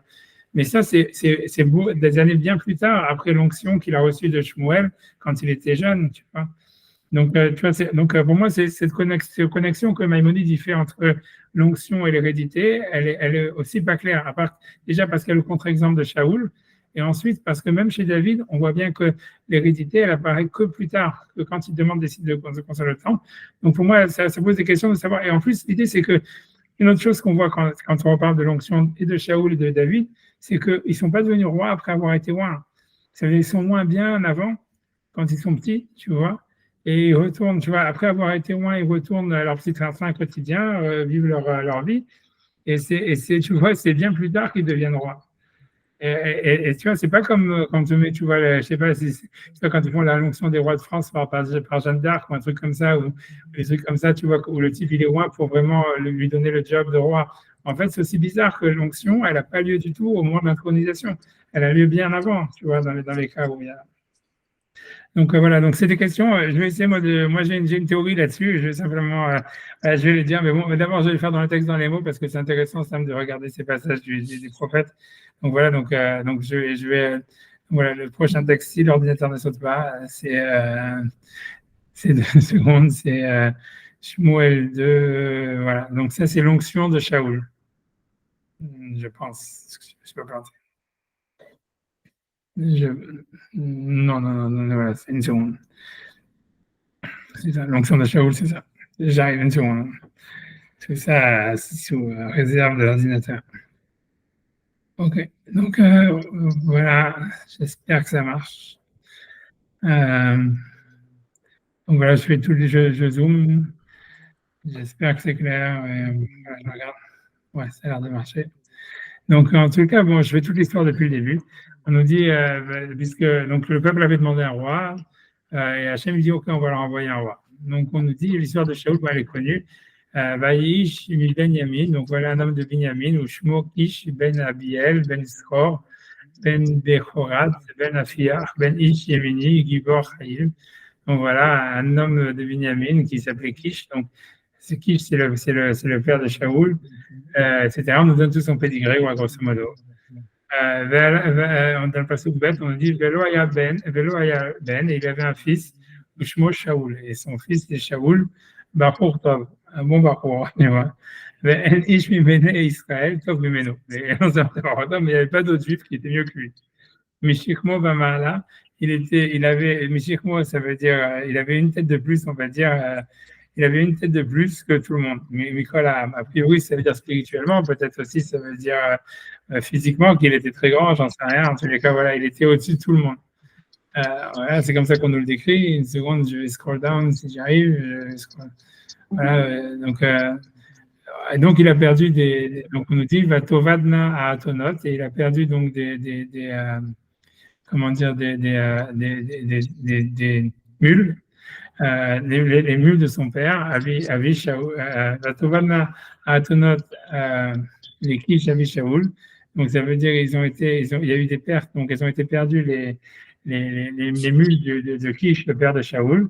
Vayomer Kish al Shaoul Beno, et Kish a dit à Shaoul son fils, Kachna itecha et echad me'aneharim.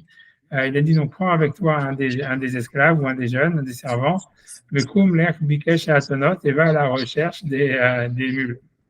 On nous dit ensuite Béar Ephraim, va y avoir Béar Ephraim, il a passé sur le mont Ephraim, Beretz Shalisha, dans la terre de Shalisha, Velo Matsou, il ne les a pas trouvés, il va y avoir Beretz Shaalim, il est passé en Shaalim, il ne les a pas trouvés non plus, il va y avoir Beretz Yemini, Velo Matsaou, il va encore dans un autre truc, il ne les trouve pas, Emma Baou Beretz Souf, et donc ils arrivent encore à un endroit qui s'appelle Souf, Shaoul Amar le Naharo, et Shaoul dit à son esclave, Asherimo, Lecha ben Ashuva, venons, on va rentrer chez nous, Ben Yerda la vie mina atonot, de peur que notre père il oublie les mules, mais qui commence à s'inquiéter pour nous, où est-ce qu'on est, tu vois. Vedag là nous, il va se demander où est-ce qu'on est. Et donc a priori c'est son esclave qui lui répond, lui dit Vayomerlo, inena ish Elokim bayarazot. Il y a un prophète dans cette ville, ça veut dire le ish Elokim, c'est Shmuel qui est dans la ville. Et c'est un homme extraordinaire, tout ce qu'il dit, ça arrive. On a qu'à aller là-bas, peut-être lui nous dira quoi faire, a priori, pour trouver les mules. Et il nous fera savoir le chemin dans lequel on doit aller. Ok, Vayomer Shaoul et Naharo, donc Shaoul dit ok, on a qu'à y aller. Au Manavi Aish, qui a l'Echem Azal Mechelenu. Il dit, mais qu'est-ce qu'on va apporter comme cadeau au prophète, puisqu'on n'a plus, même le pain qu'on avait, on l'a fini. Au Teshua, il est et on n'a pas de quoi, on n'a rien de quoi lui apporter. On va dire quelque chose comme ça. L'Aish Elohim Maïtanou, pour au prophète, qu'est-ce qu'on peut lui apporter comme cadeau? Bref, donc il se sentait gêné de laver les mains vides là-bas. Il y avait Safana, la note de Shaoul, Vayomer. Il dit voilà, donc l'esclave il dit il me reste un quart de shekel, un quart d'euro. On le donnera au prophète et il nous dira où aller. Bref, tu vois, je saute parce que je ne voulais pas qu'on se me dise, tu vois, c'est quand même, tu vois, donc ils arrivent là-bas, blablabla, et je saute, tu vois, toute l'histoire, je scroll. Donc surtout le truc, c'est on va prendre ici Vachem Gila et Ozen Shmuel, et Hachem il a dévoilé l'oreille de Shmuel à ce moment-là. Yom Echad Lifnei Bo Shaoul est mort, un jour avant que Shaoul arrive en disant Kait Machar, ça veut dire demain à ce même moment, Eshnach Elecha Ish Meretz Binyamin, j'enverrai vers toi un homme de la terre de Binyamin. Ouais, oui, moi, je sais bien que j'ai regardé ce dernier mot, moi je croyais. Donc, lui dit une mitzvah, il lui demande de le moindre. Umesharto, et tu le moindras. Donc, c'est moi dans ma tête, j'avais esquissé ce mot. Umesharto les nagid, ça veut dire tu le moindras comme nagid, comme prince, ou guide, ou je sais pas, c'est, tu vois, on va dire comme, ils ont traduit comme ruler, je sais pas comment on pourrait traduire ça, je sais pas, ouais, comme prince, ou whatever. À l'ami Israël, comme législateur, sur mon peuple Israël, Voshia est ami et sauvera mon peuple, Miyad Philistime de la main des Philistins, qui a été ami, parce que j'ai vu mon peuple qui bat sa kato elai, parce que j'ai entendu sa complainte et sa prière. Bref, donc, bref, donc, Shmuel Ra et Shaoul, bref, tu vois, donc, il demande en fait plus ou moins où est-ce que c'est le prophète, mais c'est surtout l'histoire, c'est, tu vois, bref, il lui dit, je saute. Quand tu lui proposes, tu vois, d'être roi, tu vois, là, j'avance plus avec l'histoire je suis désolé, parce que tu vois, je voulais plutôt commencer par là. En tous les cas, ici, c'est, ok. Donc, il lui dit comme ça. En tous les cas, dans le verset 27, il lui dit, Emma Yordim Biktsehir. Donc, il descendait vers la fin vers l'extrémité de la ville. Pour l'instant, donc, Shaoul, tu vois, il n'avait pas encore dit, il avait dit à Shaoul qu'il allait être roi. Mais voilà. Et il lui dit en tous les cas, Shmuel Amar el Shaoul, Shmuel dit à Shaoul, est mort la Nahar, va y avoir. Les fans nous dit aux jeunes, à l'esclave de se séparer, de partir, tu vois, grosso modo, qu'il prenne de l'avance. Grosso modo, il voulait rester seul avec Shaoul. Va y avoir, il est parti. Va ta'amod kayom, et toi reste avec moi, reste aujourd'hui. Voilà, va shmi'achad devar Elohim, et je vais te faire écouter les paroles de Elohim. Donc, à ce moment-là, donc, il lui dit, Vaïkar Shmuel et par Hashemen, et Shmuel, il a pris l'huile, la fiole d'huile, a priori qui était l'huile d'onction.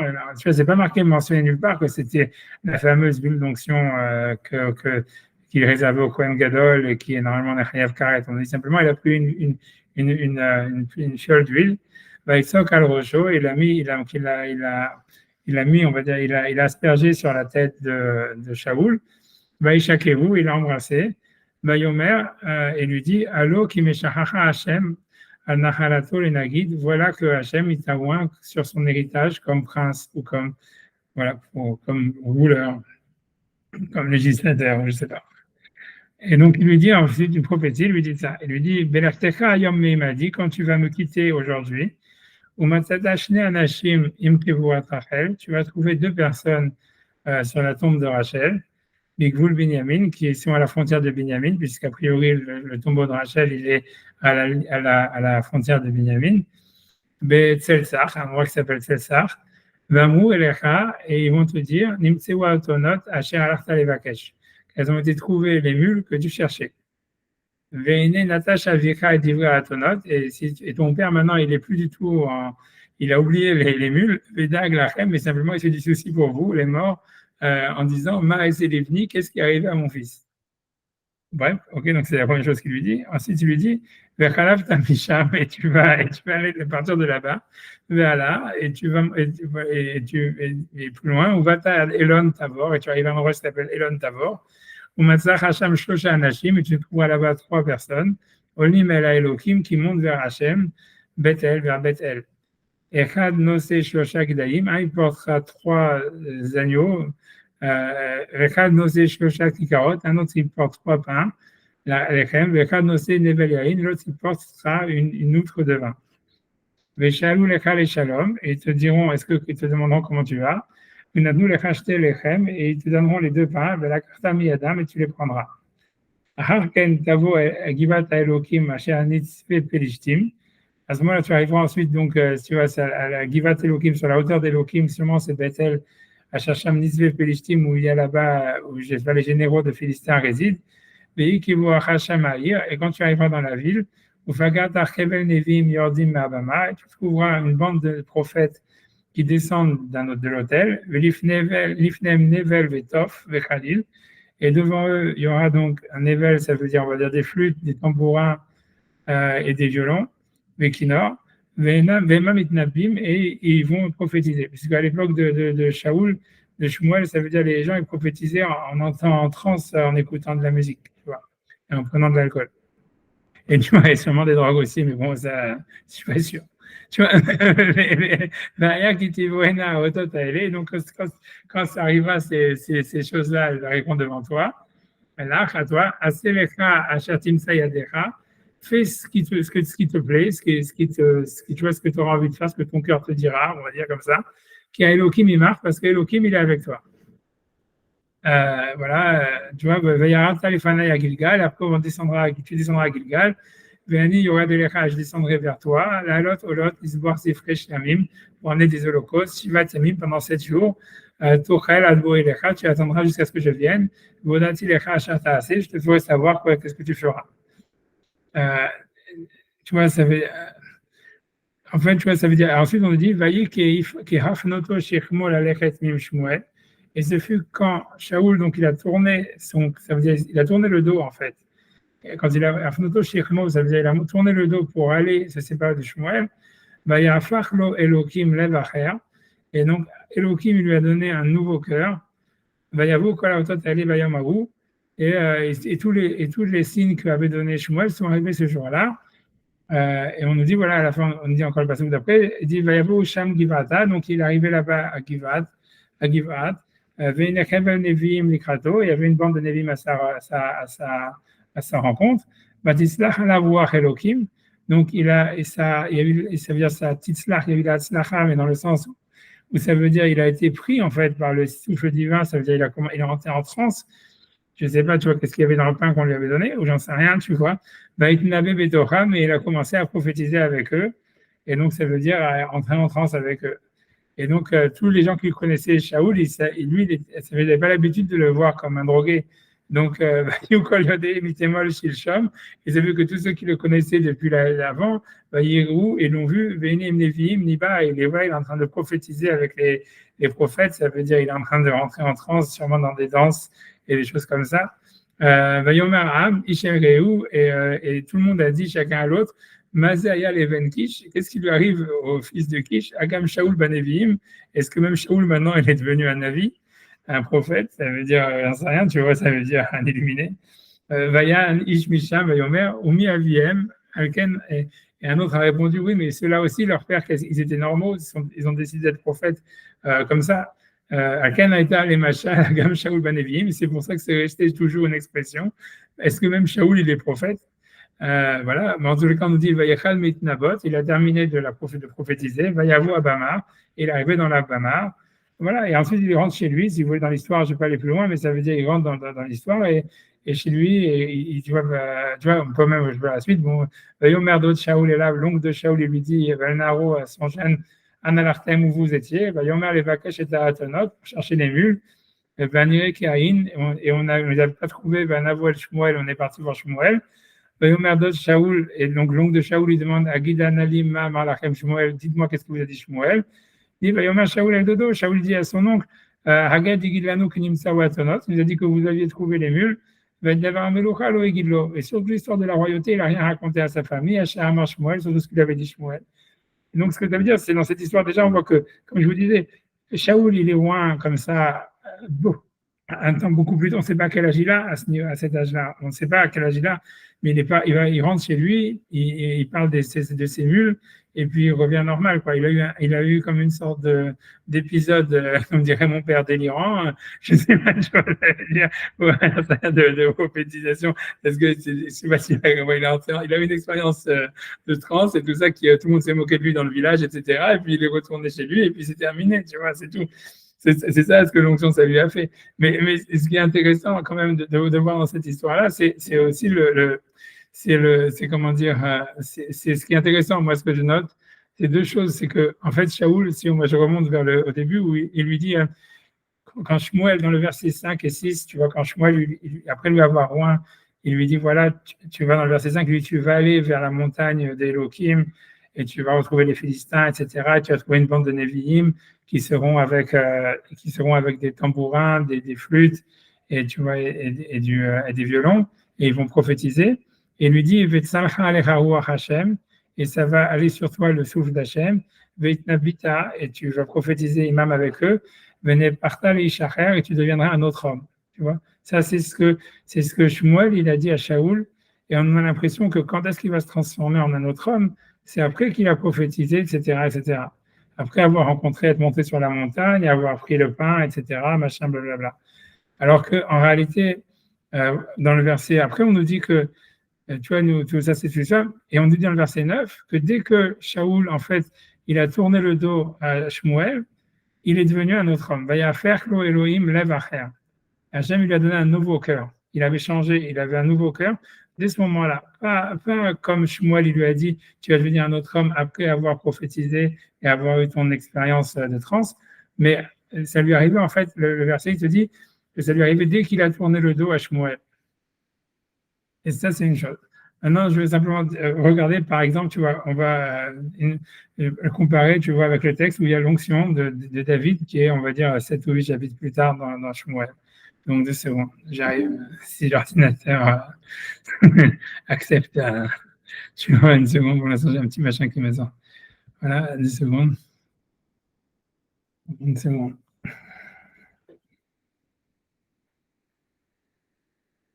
Ok. Ok, ok. Donc, ici, donc, en fait, bon, on peut lire à partir depuis le début. Bon, je sais pas. Bon, on y va, je sais pas par où reprendre. Ok. Voilà. Donc, Hachem, en tous les cas, il avait demandé déjà, je ne vais pas reprendre plus haut, mais Hachem, il avait demandé déjà à Shmuel de oindre David, il lui pas David, il lui dit un des enfants, et lui dit, tu verras qui est le prof, qui est, tu vois la personne, etc. Donc, il lui simplement le guide d'aller dans la maison, dans une famille, donc Vaïd Bevoam. Donc lui, il arrive finalement à la famille que Hachem lui avait dit d'aller. Il voit le premier fils, donc qui est Eliav. Donc il dit ça, c'est devant Hachem et son Mashiach. Donc Hachem lui dit non, c'est pas lui le Mashiach, c'est pas lui que tu dois avoir. Hachem el Shmuel, al tabet el mar'eu, ça veut dire ne regarde pas à quoi il ressemble, el gova komato et à sa taille. Qui m'estime ou parce que je l'ai repoussé. L'Oacher yiré Adam, c'est pas comme l'homme croit, c'est-à-dire toi tu te bases sur qui Adam yiré l'Enaïm, toi tu vois par les yeux, Hachem yiré la leva, Hachem il voit le cœur et donc c'est pas lui. Ok, donc finalement c'est comme dans l'histoire de Cendrillon où Isha il amène tu vois tous ses enfants, il y en a un qui l'amène pas à la fin, tu vois évidemment. Moi tu vois, Vaikra Isha et Avinadav. Donc il a fait passer ensuite Avinadav, qui est un autre frère de David, qui fait passer devant Shmuel. Il m'a gambazé le Bahar Hashem. Donc, et je m'avais dit non, mais celui-là aussi, Hashem, il ne veut pas. Il va y avoir Ishaï Shama, il a amené un autre fils qui s'appelait Shama. Il lui a dit gambazé le Bahar Hashem, même celui-là, Hashem, il ne veut pas. Il va y avoir Ishaï Shiva Banav, et Ishaï a fait passer ses 7 enfants, il fait Shmuel. Shmuel et Shmuel, il dit à Ishaï, c'est aucun de ceux-là. Hashem n'a pas choisi cela. Donc, donc Shmuel il demande à Ishaï, Atamu Aneharim, voilà, est-ce que tous les enfants sont passés? Il reste le plus petit, Benir Batson, et il est en train de s'occuper du troupeau. Comme tout le monde s'est connu, que l'histoire que voilà, il ressemblait à l'esclave, parce que le père de Ishaï, le père de David, il voulait plus avoir de relation avec sa femme, il avait une relation avec une esclave, et en fait, David, il ressemblait à l'esclave, et donc il était roux, il n'était pas comme ses autres frères, il avait des yeux multicolores. Vayomer Shmuel el Ishaï, Shilcha vekarkenu, donc Shmuel il dit à Ishaï, amenez-le, et qu'il en asov ad bobo, parce que je ne peux pas partir tant qu'il n'est pas venu. Vaishlach, donc on va amener, Vaivio, Veo Admoni, et il est roux, il m'y a fait Naïm, il a des beaux yeux, Vetov Roi, mais il avait l'air beau. Vayomer Hachem, Koum, donc Hachem lui dit, lève-toi, Meshreou, ouin-le, Iséou, parce que c'est lui. Ok. Vaikar Shmuel et Keren Hachemen, donc Shmuel, il prend donc la différence déjà, c'est que avant ça, il avait pris une fiole, là, il prend une corne, ça veut dire, voilà, on dit que ça c'est un siman, ça veut dire que c'était de dire que c'est un siman, la corne, ça symbolise le chauffard et tout ça, mais c'est quelque chose qui est petit et qui grossit. Donc, dans le sens, c'est la même chose que oindre les rois à côté d'un fleuve.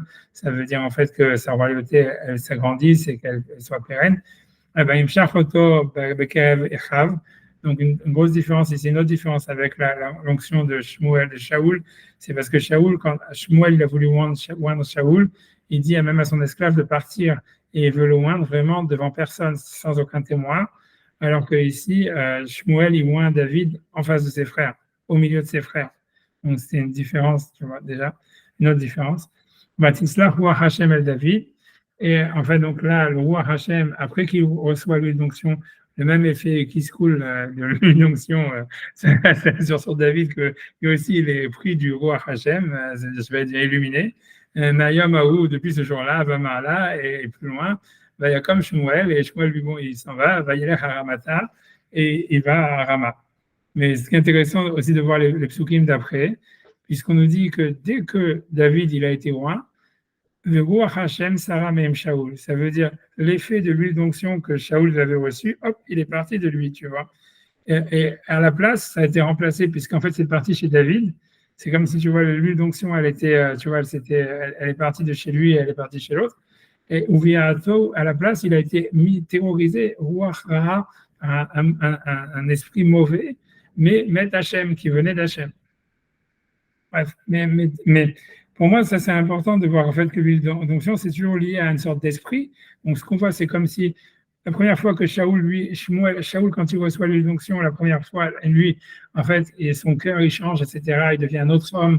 Quand on regarde dans les commentateurs, ils disent il a une force d'énergie, soit pour devenir roi, soit une force tu vois, de prophétie ou quelque chose comme ça. Et en fait, quand en fait Hachem il va dire à Shmuel de oindre David, en fait, cet esprit, il va aller chez David et il s'en va de chez Shaoul et il est remplacé chez Shaoul par quelque chose de négatif, mais qui vient d'Hachem. Tu vois. Et ça veut dire, et pour moi, c'est un peu bizarre, tu vois, ça veut dire qu'est-ce que c'est que cette huile d'onction? On dirait, tu vois, est-ce qu'il y a de la drogue dedans? Je ne sais rien, tu vois, ça veut dire, tu vois, et c'est surtout aussi bizarre, surtout la grosse question, c'est que pourquoi est-ce que, parce que là, l'histoire, elle continue là-bas, c'est que Shaoul, David, après cette histoire, bah, il reste berger. Et tu vois, dans la suite, tu vois, il revient et toujours reste le berger. Tu vois, il a encore une histoire, tu vois, il va raconter ses frères, ils sont au courant, son père est au courant, mais il retourne être le berger, il va même pas au front quand il y a la guerre, c'est pour ça qu'il va rapporter la nourriture à ses frères, etc. Donc ça veut dire qu'il reste dans sa situation de zéro après l'onction, comme Shaoul, quoi. Et on se demande, tu vois, c'est bizarre. Normalement, s'il y a une onction, on a plus l'impression que, tu vois, que voilà, c'est le jour du couronnement, on va oindre le roi pour qu'il devienne une nouvelle personne. Pourquoi la personne, tu vois, elle va être moindre et être prise d'un esprit divin ou quoi que ce soit et devenir une nouvelle personne, alors qu'il va devenir roi que dans 10 ans ou dans 15 ans, on n'en sait rien. Enfin, tu vois, ça veut dire bien plus tard. Voilà, c'est une question. Et aussi de comprendre qu'est-ce que c'est que cette histoire du souffle, de cet esprit qui est lié à l'huile et qui, en fait, qui vient de l'un, qui part chez l'autre, etc. C'est étrange. Et moi, ce que je veux dire, sans arriver sur l'histoire de Shmuel, mais à mon avis, moi, ce que je pense, tu vas pouvoir dire mon explication à moi, c'est une chose suivante, c'est qu'on voit déjà qu'à chaque fois, par exemple, même quand on revient sur l'histoire de Shmuel, quand le verset nous parle de l'onction de Shaoul, il dit, c'est quand il a tourné le dos qu'il est devenu une autre personne et que le souffle divin est venu sur lui. Et en fait, on a l'impression, ça veut dire, on voit en fait, c'est comme si en fait, c'était Shmuel, si tu veux. Shmuel, c'était l'ancien prophète, si tu veux. C'était lui qui était le guide d'Israël. Et c'est comme si, en fait, Shaoul, il tourne le dos à Shmuel.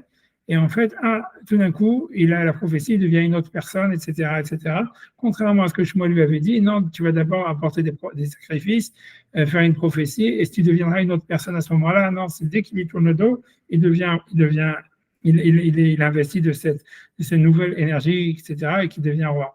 Et en fait, c'est comme si un petit peu, on retrouve, moi je pense que un des points communs, c'est on retrouve la même idée que c'est comme si l'huile d'onction, c'est prendre quelque chose à quelqu'un et le prendre pour soi, tu vois. Et ensuite, tu vois, c'est une séparation, tu vois, ça veut dire, c'est intéressant que le verset dit, c'est quand il a tourné le dos, et on voit d'ailleurs que par la suite, Shaoul, en fait, il va toujours se démarquer de Shmuel depuis le début, etc. Ça va être une des causes de la chute, parce qu'il ne va pas l'écouter, etc., etc. Mais on a l'impression que, justement, ça veut dire, c'était de là où la royauté de Shaoul, elle venait. Ça veut dire, ça venait du fait que maintenant il se séparait, tu vois, de Shmuel et qu'il prenait ses marques par rapport à lui. C'est comme ça qu'en fait il recevait l'esprit divin, etc., etc. Ça veut dire c'est bulletin, c'est-à-dire c'était pas une faute qu'il y avait, il n'a pas écouté le prophète, etc. C'est que la royauté c'était justement ça, c'était tourner le dos à Shmuel et que c'était là où l'esprit venait. Et s'il lui a pris quelque chose, c'est qu'il devait ensuite manquer quelque chose à Shmuel. Alors, qu'est-ce qui manquait à Shmuel Ouais, c'est pas s'il lui a évident. pris quelque C'est pas chose? évident. Alors, c'est pas évident parce que tu vois, Il en n'a fait, pas perdu la prophétie, Shmuel, ouais, puisqu'après, il l'a non, déshérité, si je puis dire. t'as raison, mais d'un côté, c'est encore pire. Si tu veux, t'as raison, t'as raison. Mais parce que, ok, je vais expliquer pourquoi, tu vois, c'est parce que ce que je pense moi, dans cette histoire-là. C'est-à-dire, ok, t'as raison, c'est ce que tu dis. Ça veut dire, t'as raison, il n'a pas enlevé la prophétie, rien, etc. Mais en tous les cas, il s'est démarqué.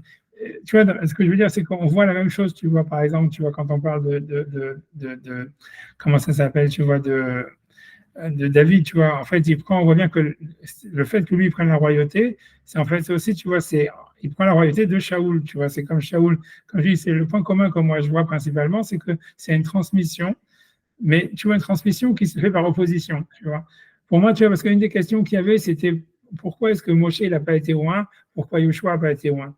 Moi, je pense, tu vois, qu'il y a vraiment une opposition entre la transmission, par exemple, de Moshe qui reçoit la Torah du Sinaï et qui la transmet à Yoshua, où en fait, tu vois, c'est comme si Moshe il tourne jamais le dos à Hachem, et que en fait, tu vois, Yoshua, en fait, comme tu dis, on dit voilà, il prend de la lumière de Moshe, mais il n'y a pas de, si tu vois, c'est une sorte de continuation, il n'y a pas du tout de, tu vois, ça veut dire, il y a pas un héritage, il n'y a pas comme une sorte, je sais pas comment expliquer, tu vois, une sorte d'héritage qui s'est fait, tu vois, où il y a une étape une page qui se tourne, on va dire, une page de l'histoire qui se tourne, etc. Moi, à mon avis, c'est pour ça qu'il n'y a pas d'onction, parce qu'en fait, c'est comme une sorte de continuation, de filiation, etc. Mais il y a pas, c'est pas comme si, tu vois, en fait, si jamais il y avait une sorte de rupture quelque part. Donc, ok, ça veut dire de rupture qui se passe entre, par exemple, Shmuel, c'est un juge, etc. Il ne voulait pas mettre de roi, etc. Finalement, contre son gré, il met un roi. Shaoul, en fait, il a investi du roux de l'Esprit Saint quand il tourne le dos à Shmuel, etc., etc. Et ensuite, David, en fait, lui aussi, il garde la royauté parce qu'il prend l'onction de Shaoul. Et tu vois, en fait, c'est des ruptures. Ça veut dire qu'à chaque fois, il y a comme quelque chose, la prise de quelque chose qui signale une rupture. Si tu veux, pour moi, un autre passage du texte d'une avis que j'avais voulu ramener, c'est que je l'ai ramené dans le WhatsApp, c'est sur l'histoire de Eliyahu Hanavi, justement, parce que là-bas, en fait, je vais le donner, je vais faire ce texte où on voit ça encore plus. Mais si tu vois, voilà, je vais le faire 2 secondes si jamais j'arrive à le retrouver. Et voilà, je retrouve 2 secondes, je clique dessus. Mais tu vois, tu vois, là, tu vois, je fais cette page-là. Voilà, tu vois, c'est quand tu vois, tu vois, c'est tu vois, donc ici, dans Eliyahu Hanavi, c'est dans les rois, donc c'est le passage où il va dans la, comment dire, dans la grotte, en disant, voilà, qu'il veut mourir, quoi. Ça veut dire, tu vois, donc il dit, Vayomer, donc, donc il parle à Hachem, il est en dialogue avec Hachem, il lui dit, Vayomer, Kano kinetil Hachem Eloket Sevakot, c'est-à-dire, j'ai vengé la vengeance du Dieu des armées, qui a zou beritra ben Israël, parce que les enfants d'Israël ont abandonné ton alliance. El misbechotecha arasu, ça veut dire ton temple, ils ont détruit. Avec Nevi'echa haru becharev, et tes prophètes, ils ont tué par le glaive. Vaivata ani levadi, et je suis resté le seul. Tu vois, ça veut dire, et je suis aussi le seul. Vaivakshu et nafshi le karta, ils ont voulu prendre mon âme. Et dans le sens où on a l'impression où lui-même il dit qu'en fait il en a marre, quoi. Et là-bas, le verset il dit Vayomer Hachem Elav, donc Hachem lui dit c'est-à-dire continue ton chemin d'aller dans le chemin du désert vers Damas, c'est-à-dire sors d'Israël. Et en chemin, et qu'est-ce que tu vas faire là-bas à Damas? Ou Vata ou Masharta et Chazael, les Melech al-Arab. Et là-bas, tu vas oindre Chazael, que on sait que Chazael, c'est un nom même diabolique. En réalité, dans la littérature rabbinique et tout ça, c'est des démons, c'est des anges qui sont déchus, etc. Mais en tous les cas, c'est le nom du roi qui va attaquer Israël, etc. Et on lui dit, tu vas oindre Chazael comme roi sur Aram. Et ensuite, il lui dit, tu vas oindre Yehu ben Nimshi, tu vas ensuite oindre Yehu ben Nimshi, Yehu le fils de Nimshi, Timshach Melech al Israël, tu vas le mettre comme roi sur Israël. Et ensuite, il va être Elisha ben Shaphat, et Elisha, le fils de Shaphat, Mevel Mechola de Mechola, Timchar, tu vas oindre les navis comme prophète, Tartecha, à ta place.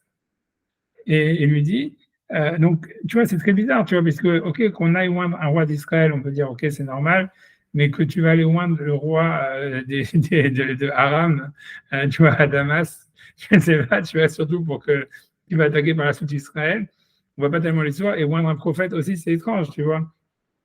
Et ensuite, la suite de la prophétie, elle est Vaya Nimlat Mechaev Chazael, celui qui arrivera à se sauver, à éviter le glaive de Chazael, Yamit Yehou, c'est Yehou qui va le tuer, parce que Yehou, ça va être un roi aussi qui va faire un coup d'État et qui va massacrer beaucoup de monde. Nimlat Mechaev Yehou, et celui qui va être sauvé du glaive de Yehou, Yamit Elisha, il va être tué par Elisha. Bon, personne ne comprend exactement qui a tué Elisha, mais bon, moi je comprends, je ne vais pas rentrer là-dedans. Je veux dire, Rachid dit, tu vois, je peux faire Rachid si vous voulez, hein, pour m'amuser un petit peu. Rachid dit,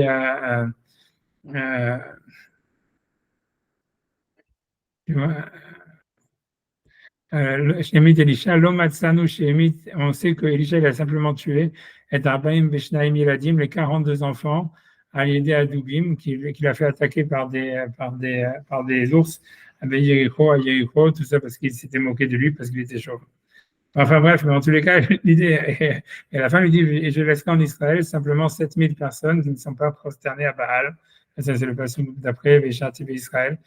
Bref, tu vois, mais ce que je veux dire ici, c'est que dans cette histoire d'onction, on voit clairement en fait que c'est un passage une passation de pouvoir, que c'est une rupture, c'est-à-dire voilà, c'est comme si Eliyahu Hanavi dit ok, moi tu vois, tu vois game over quoi, grosso modo, et que Hachem lui dit ok, voilà, tu as Elisha, tu vas prendre Yehou, il y a une nouvelle page dans l'histoire, et encore une fois, c'est une sorte de Meshicha où en fait tu vois c'est une transmission, une page qui se tourne et un autre système qui font une autre période.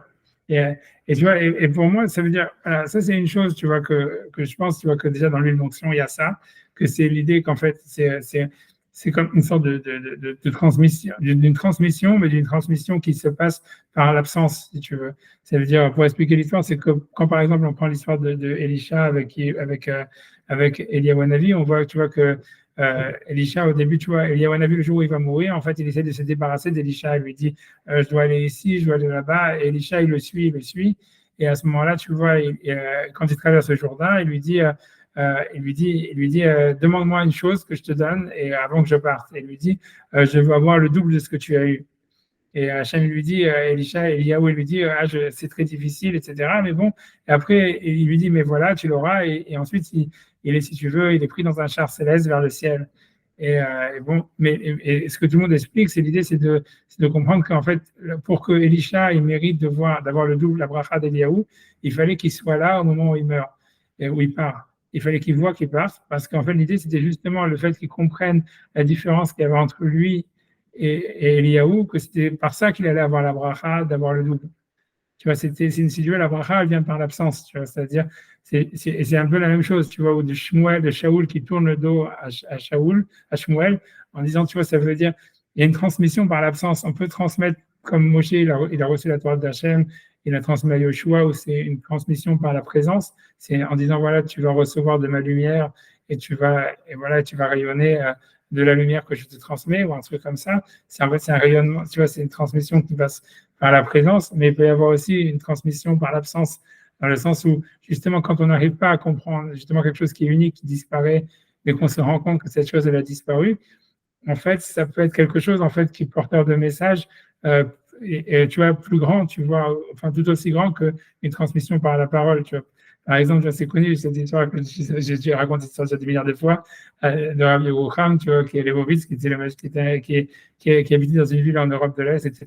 Et il voulait, en fait, il voulait étudier la Torah en fait, du Sabbat Mikelem. C'est un rabbin qui était aussi dans une autre ville, mais qui habite. Et en fait, ça avait pris beaucoup de temps pour lui de ramasser de l'argent pour payer le voyage. Et le voyage lui-même, il durait 6 mois. Et le jour où est-ce qu'il est arrivé, en fait, le Sabbat Mikelem, il est mort. Et donc, Rabbi Yerucham, il était très triste, tu vois, d'avoir pas pu recevoir les enseignements du Sabbat Mikelem et tout ça. Et il dit qu'en fait, il est resté à pleurer toute la nuit sur le corps quoi, du Sabbat Mikelem. Et qu'il dit que par la suite, tout ce que lui, il a reçu dans sa Torah, ça veut dire toute la Torah que lui, il a écrite, etc., il a reçu cette nuit-là Parce que tu vois, justement, par l'absence, tu vois, la non-capacité, si tu veux, de recevoir ce message, ça lui a obligé, tu vois, parce qu'il a voulu recevoir, donc il a étudié les écrits du Sabbat Mekhelem, etc. Mais c'est le fait d'avoir ressenti cette absence, ça lui a permis à lui, justement, de comprendre, tu vois, tu vois, je ne sais pas comment expliquer, mais tu vois, de faire naître en lui, tu vois, en fait, comment réparer, justement, ce vide, tu vois, et c'est ça ce qui a fait, en fait, tu vois, qu'il a pu renouveler la Torah, tu vois, de son côté. Mais c'est la même chose, si on veut, d'une certaine manière, dans l'histoire de l'huile d'onction, tu vois, il y a ça, il y a ça. Mais moi, je pense même plus que ça veut dire, c'est pas plus que ça, mais pour répondre à la question, puisque à l'article qui était de dire, en fait, on a deux questions quand même qui sont de base. À la base, c'est de dire comment est-ce qu'il y a l'interdit de Karet de prendre l'huile d'onction sur quelqu'un qui n'est pas de la descendance d'Aaron, et quelle serait la permissivité, et en plus, l'histoire de la comment dire, de l'hérédité, comme Maïmonide il a parlé, qu'il y a à l'huile d'onction, alors qu'on ne voit pas qu'il est question d'hérédité ici, quand Shaoul ou David, ils sont loin du tout, et que, comme je dis, même dans David, l'hérédité, elle est bien plus tard, quand il demande à construire le temple. Et à mon avis, moi, ce que j'ai compris, c'est justement ça. Moi, je pense que la réponse, elle est aussi simple que ça. C'est qu'en réalité, il y a un interdit de karet pour celui qui reçoit l'huile d'onction. Et qu'en fait, l'idée, c'est que on te fait transmettre. Ça veut dire, l'idée, tu vois, à mon avis, quand on dit, voilà, que ça veut dire, on te met en situation de maintenant, si tu deviens pas, si tu deviens pas spécial, tu ne deviens pas le roi d'Israël, tu ne deviens pas un autre homme, à cause de, tu auras transgressé l'interdit de Karet, et toi et toutes tes générations, elles vont disparaître. Tu vois, un truc comme ça. Par contre, si jamais tu te mets à la hauteur, ça t'oblige, tu vois, c'est comme si on te dit, voilà, on t'a fait transgresser l'interdit de Karet, qui est un interdit très grave, puisqu'on a dit, voilà, cette huile d'onction, elle est réservée au Kohen Gadol et pour les ustensiles du Beth Amikdash.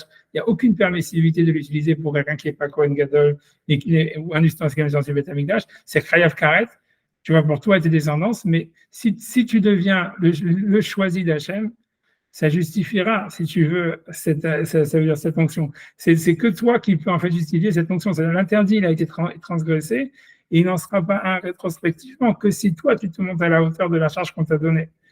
Et que sinon, non, tu vois, c'est pour ça en fait que Shaoul, en fait, tous ses enfants, ils meurent dans la bataille, finalement, il n'y a pas vraiment de descendance de Shaoul, etc.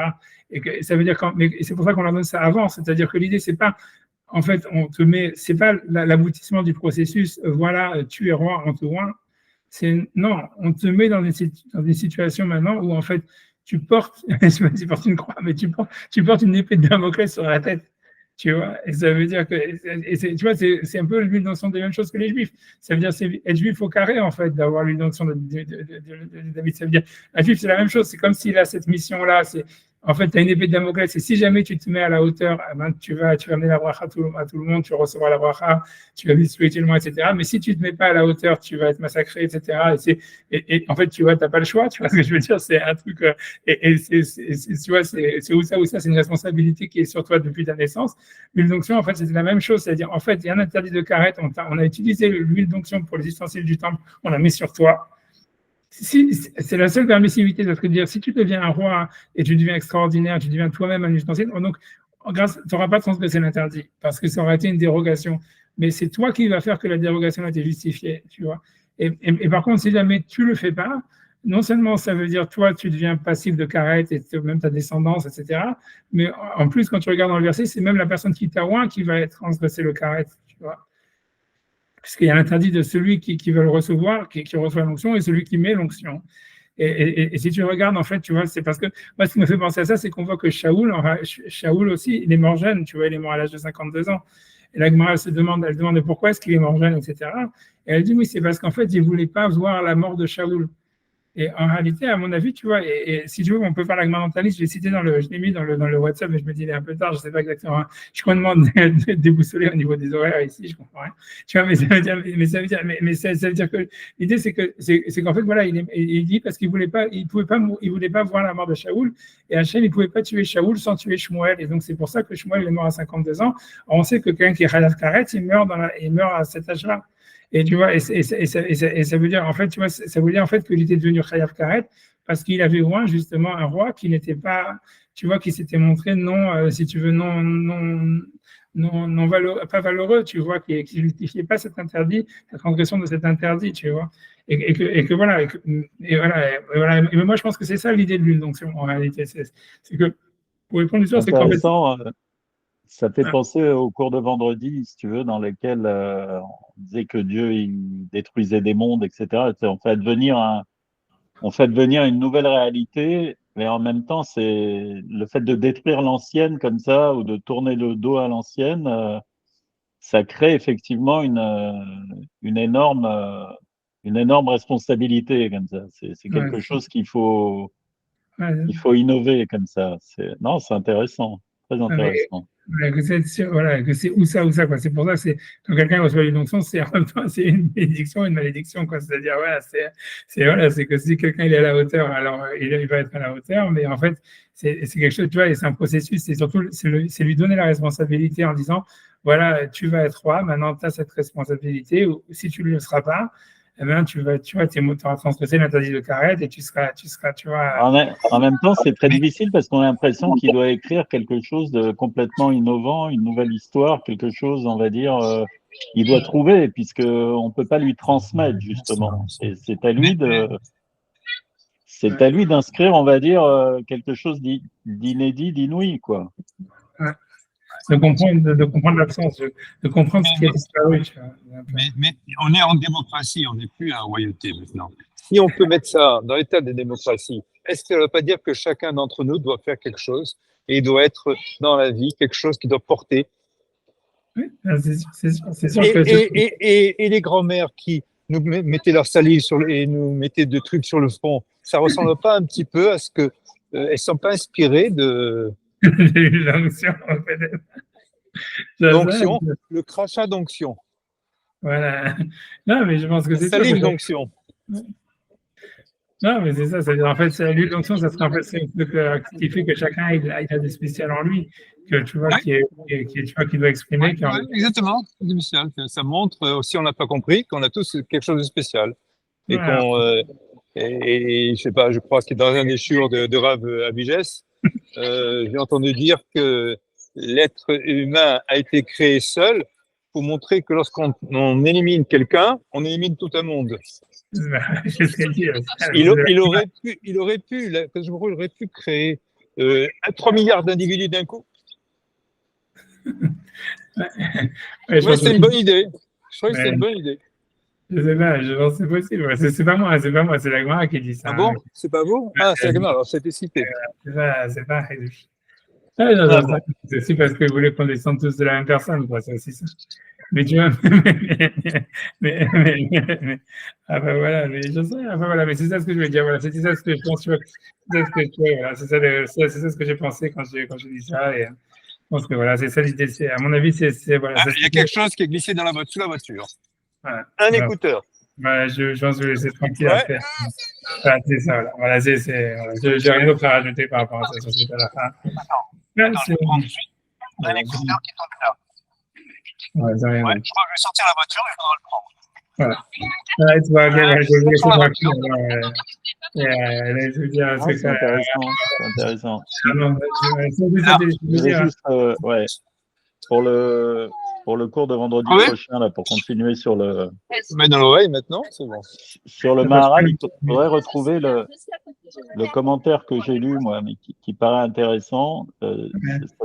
C'est pas ce cours, hein, c'est pour le cours de vendredi prochain, du Tiferet Israël, Israël Lifshitz. ok, Il parle sur il refait tout le commentaire kabbalistique sur la création et la destruction des mondes, etc. ok, mais À je l'ai pas, partir du fait que, ouais, si tu peux retrouver, j'ai ça pas serait ici en France. intéressant de comparer. Hein? J'ai ici en France, j'ai pratiquement accès à rien du tout, hein. J'ai très peu de, je sais pas, c'est traduit en français, c'est où ça se trouve que ça, non, Sinon, moi, j'ai une traduction en français dans un ouvrage comme ça, un peu et le livre, il s'appelle comment? Il s'appelle Tiferet d'Israël, comme le livre du Marais. Tiferet Israël. Ouais. C'est le Rav Israël Lifshitz qui a vécu Je au vais regarder, 17e, 18e. Et il fait des commentaires un peu parallèles au Maharal, mais bon, ça reprend vraiment. C'est moins, on va dire, intellectuel. C'est plus relié ah, quand à même. toute la tradition kabbalistique comme ça. C'est très intéressant. Moi, j'ai son commentaire en français plus. C'est toute la théorie des Shmitot, en fait. Ah oui. Ça veut dire quoi, D'accord? Oui, c'est-à-dire qu'il y aurait, c'est-à-dire qu'en Ah, fait, c'est une théorie qui dit que voilà, le monde il va être créé pendant toute la période de 7 fois 7 Shmitot, un jubilé. hmm. Donc, lui, il dit qu'on serait dans la quatrième création, etc. C'est intéressant. Moi, ça m'a pas mal allumé, quoi. Ok, je regarderai. Mais Si je l'ai lu j'accepte, en français. Ce serait intéressant d'avoir ton point de vue là-dessus, quoi. il faudrait que je Surtout. trouve, faudrait que Et je ça trouve avec. répond complètement, c'est complètement dans le développement du Maharal, quoi. À mon Ok, avis, il a dû, ouais, voilà, ouais. Je pense inspiré, moi. qu'il, Parce que le nom Tiferet je pense qu'il d'Israël, c'est devait déjà, connaître tout ça. Ouais. c'est le nom des livres du Maral, hein, Tiferet d'Israël. Oui, je sais aussi, mais là aussi, ça s'appelle. Mais je vais essayer de faire une photocopie ou de Ok, voir les sources plus précisément et de les mettre dans le groupe d'ici vendredi, quoi, si ok. jamais on a une chance. Parce que là, je vais regarder moi aussi. Je vais voir sur Internet, si sur Hebrew Book et long, un truc comme ça, tu vois, voilà. Ouais, Sur- ouais, ouais, c'est ça, à mon avis, ouais. Toi, tu ouais. dois pouvoir le dénicher, quoi. Je vais chercher en tous les cas. Voilà. Et bon, il y a rien de prévu là en soirée ou en truc là avec au Je sais pas, plan? j'en sais rien, là, parce que, je sais pas, il y a Sylvain, il dit qu'il vient vendredi, il vient jeudi, mais il m'a dit qu'il savait pas s'il allait nous voir, j'en sais rien, il s'est pas, il est occupé, je Ben sais ouais, pas. non, faut qu'on fasse un truc quand même, au moins un soir, quoi. Ouais, je sais. Ah, ben non, bien sûr, mais déjà, il faut attendre que, comment il s'appelle, que Thierry aussi soit là. Je sais pas, Thierry, il est là, il est parti à Ah Strasbourg, ouais? je sais pas quand est-ce qu'il revient. Enfin, Ah, j'enlève l'enregistrement, déjà, une seconde. oh. Une seconde. Top recording.